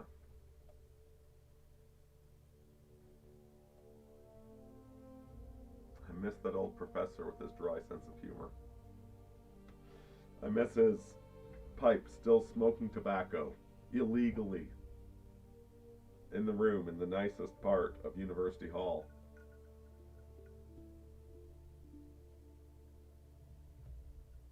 I miss his dry sense of humor. God, that's the best thing about the classics was the dry sense of humor of those old professors.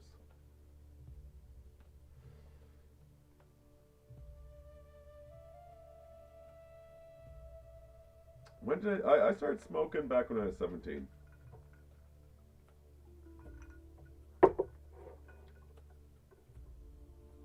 That professor must have retired not long after I did his Latin course.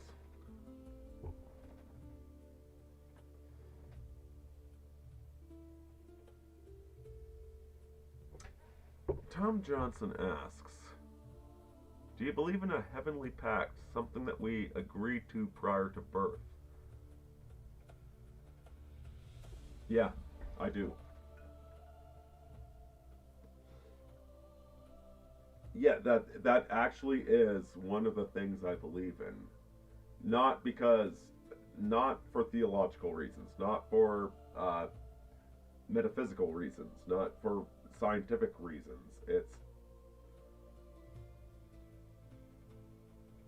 It's one of those things I believe.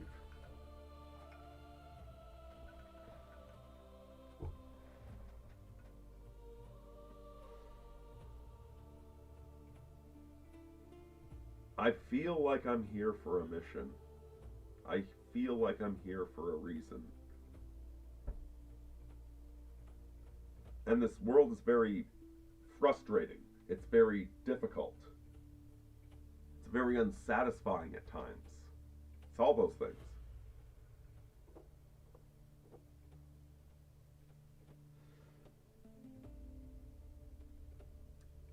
But I do believe I'm here for a reason. And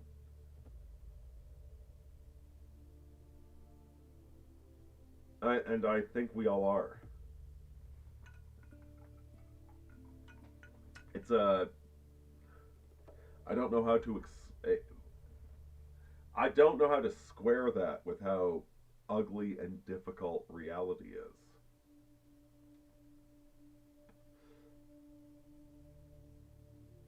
One of the ways I square that is that we are colonizing a wild, untamed land. Like this reality is very there's so much fucked up about it. There's so much that's substandard. And that's why we're here to like get things in order. So a colonizing aspect to reality. I think that's part of it. That's a way of explaining that.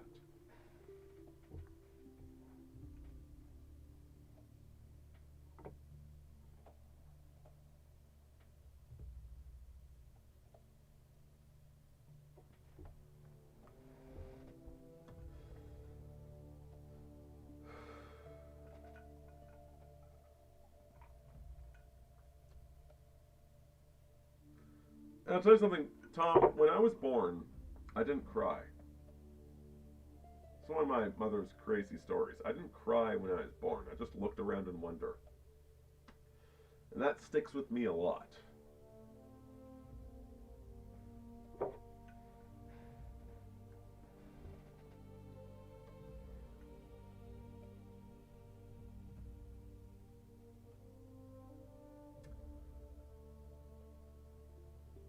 And you know, if I'd followed the straightforward path in life, I was a straight A student.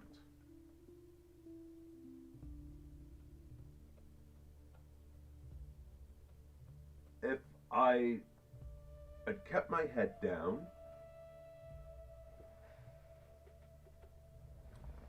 if I'd been a bit more boring,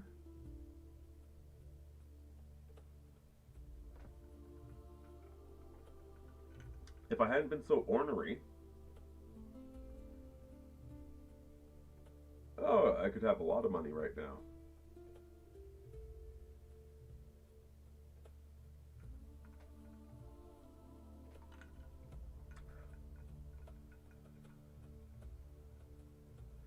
I my concern my concern is less about how much money I have and how difficult it is for the average person to make money.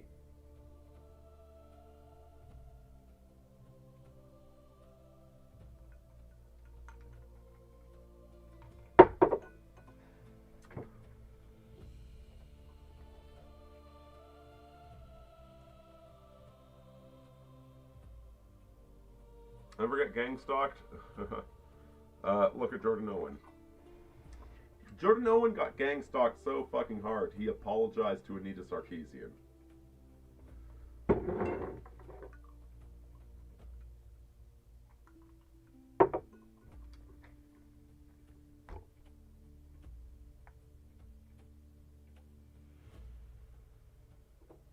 I got the highest marks in my class upon graduation. I won an award for getting the highest score in my school for calculus, and I got $1,000 worth of scholarship.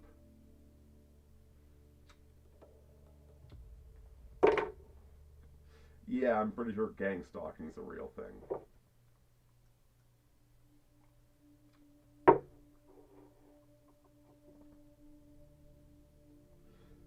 Yeah, I'm pretty sure I got identified and removed. Grade 9 or 10. Yeah, I'm pretty sure gang stalking is a real thing.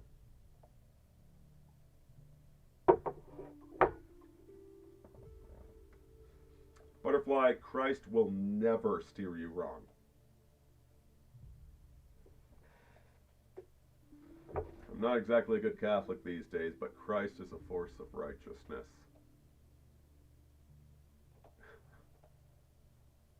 You know, I half suspect that guy only signed up to be the prophet of the Jews. And then he got to the other side and found out that everybody else believed in him, and it's like, Jesus, man, I'm not that good of a person.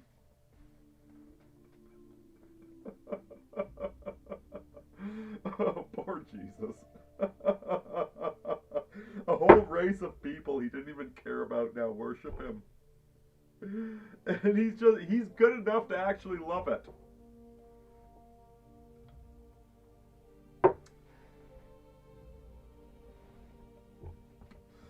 I don't know that I really follow Christ anymore, but I do follow his teachings for what it's worth.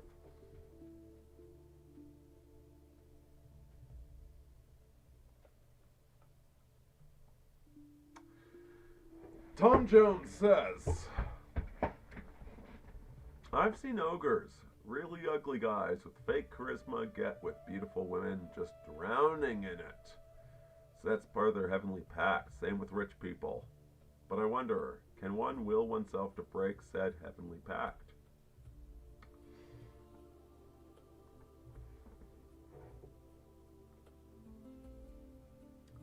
I would say you could probably write a new one.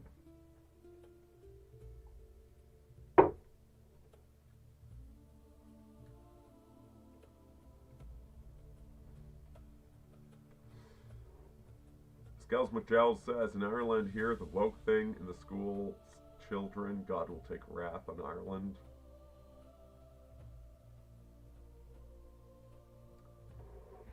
Nunavut says, I have one rock solid belief. Infinity. I'm not sure what kind of infinity, but I'm sure the existence is infinite.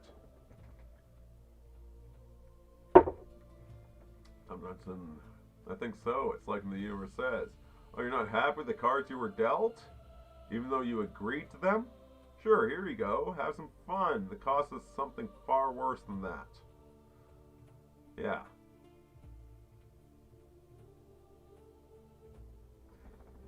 I mean, what the fuck's going on here? Man, don't ask me. I just work here.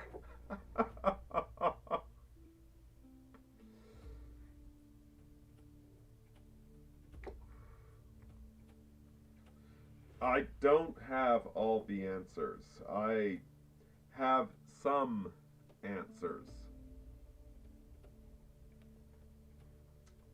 I have conditional answers. I have things that you could do.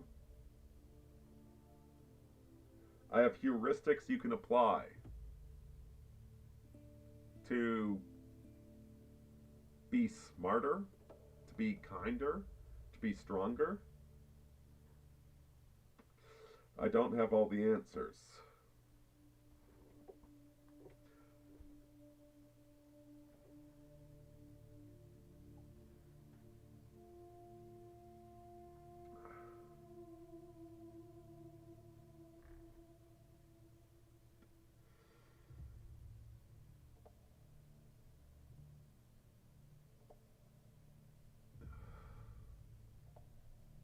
Wish I did.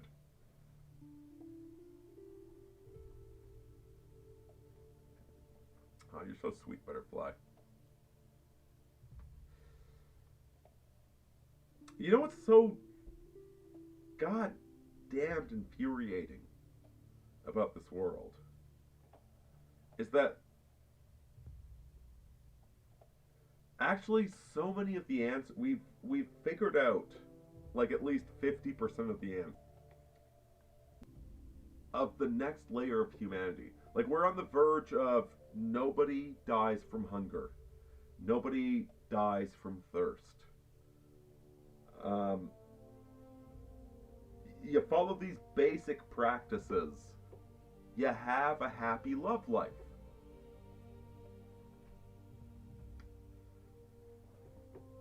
Like we could be using all of this information for good.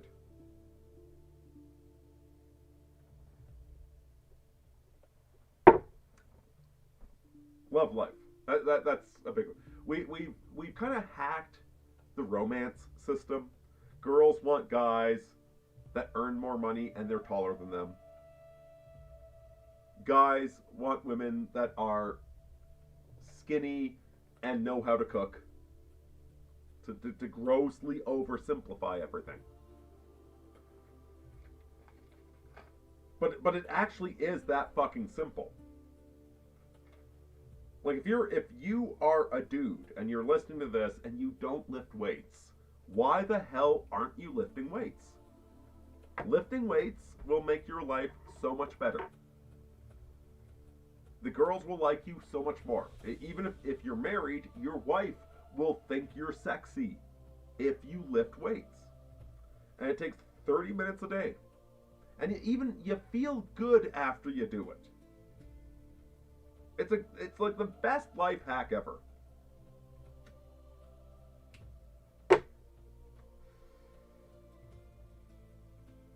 And ladies, cook a meal for your fucking man. Like us guys, we go out there, we work so fucking hard. We hate our job. We all hate our jobs. But we do it because it needs to be done. And having a woman that thinks we're a hero when we come home, that cooks a meal for us, easiest fucking thing in the world. Cooking a fucking tasty meal. Easiest goddamn thing.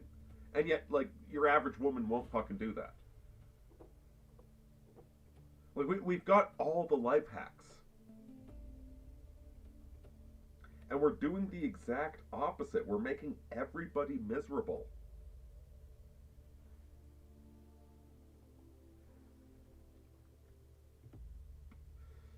That's what drives me up the wall, butterfly.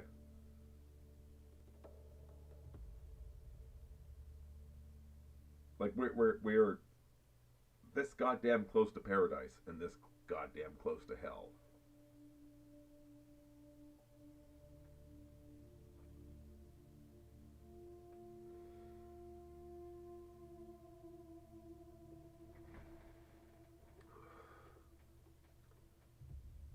It says, here's an irony. One of the most things that is most terrifying for people nowadays is limbs.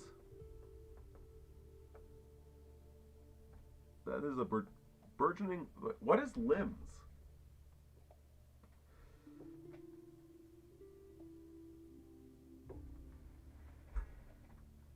The way it's aggregating info. And so efficient approach to bring bounty.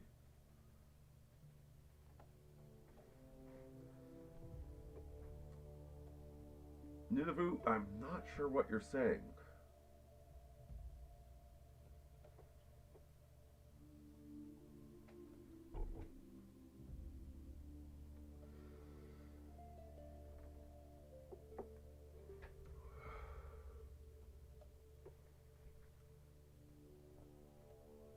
Will you consider covering the Odyssey?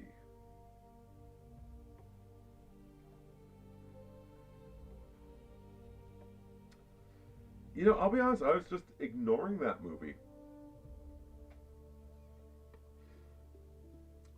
I mean, Helena of Troy is replaced with an ugly black woman. And Achilles is replaced with a trans... Like, are you kidding me? I'll be frank, I'm so offended by this. Nolan is one of my... No, he is my #1 favorite director. I really love his movies, even the ones that have flaws.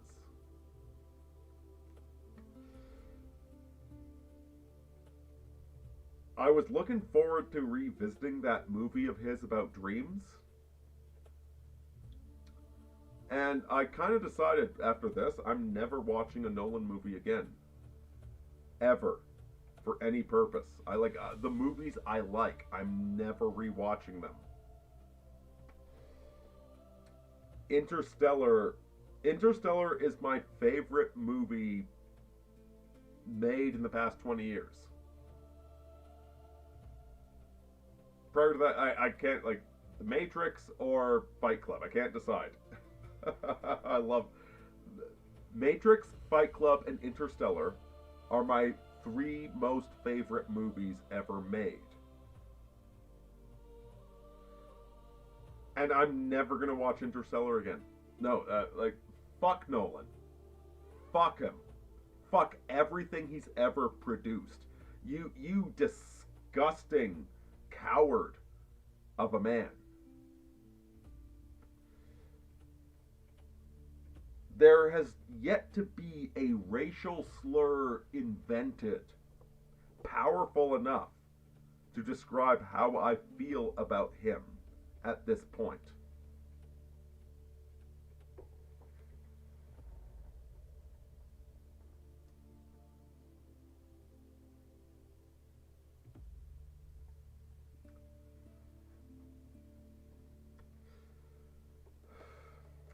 And also, I don't think it's worth it. I don't think it's even worth paying attention to.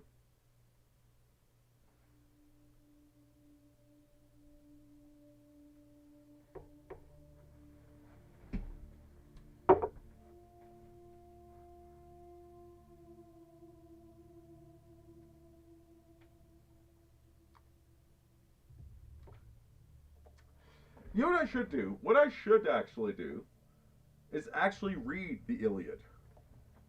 Never read it.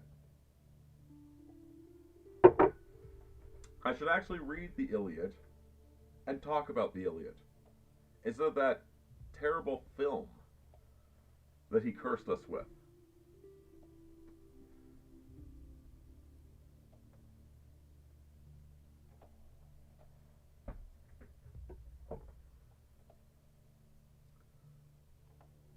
What did Nolan do? He's making a version of the Iliad where Achilles is a trans man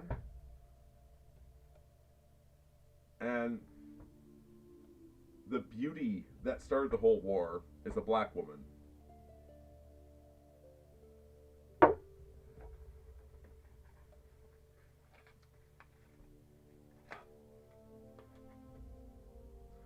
Oh, I'm sure as fuck not reading the feminist translation.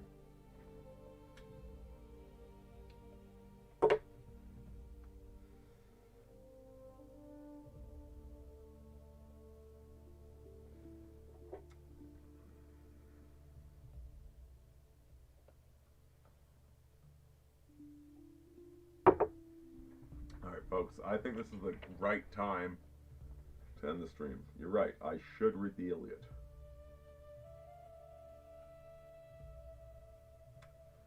I have got to drive up to Grand Prairie to drop off a resume on Sunday. I've got no excuse to not be reading historical texts for the next 3 days. So, I will commit to you, my audience, to actually better myself and read some historical texts.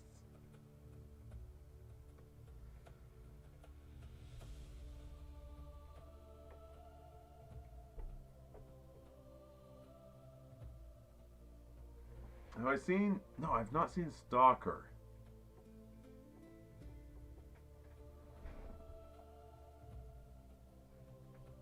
You're gonna have to bug me about Stalker on another night.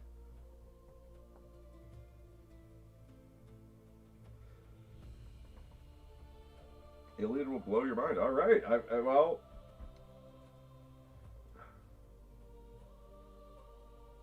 I've got no excuse not to read it by Sunday night. So,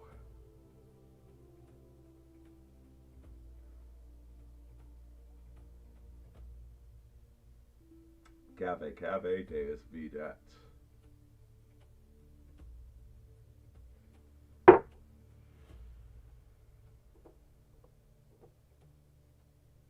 ending is suppressed in the credit. Yes, I've heard that. I've heard that. That's something I've been discussing at length with my sand demon.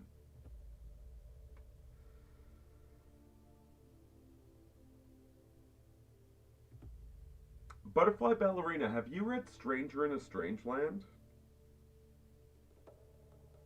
The first part is great. The middle is terrible. The ending is great.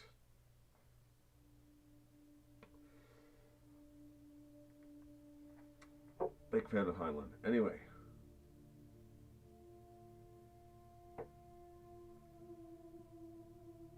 You should order Stranger in a Strange Land and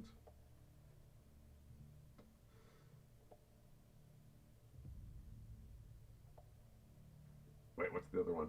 Give me a sec. Starship Troopers.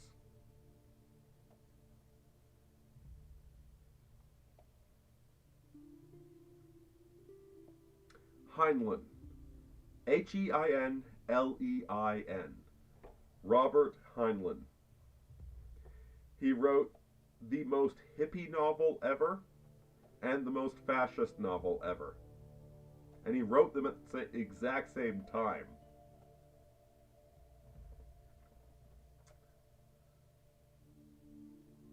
you will find flaws with both novels, but you should read both novels. Starship Troopers, Stranger in a Strange Land.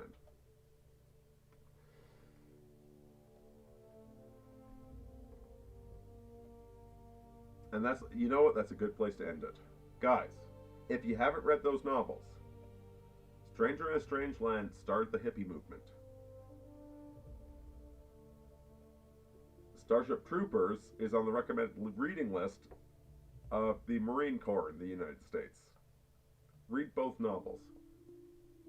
They are flawed. They are deeply flawed. But they're interesting. Carpe futurum tenetraditum. My brothers and sisters, thank you so much for hanging out all these many hours. This is Aurini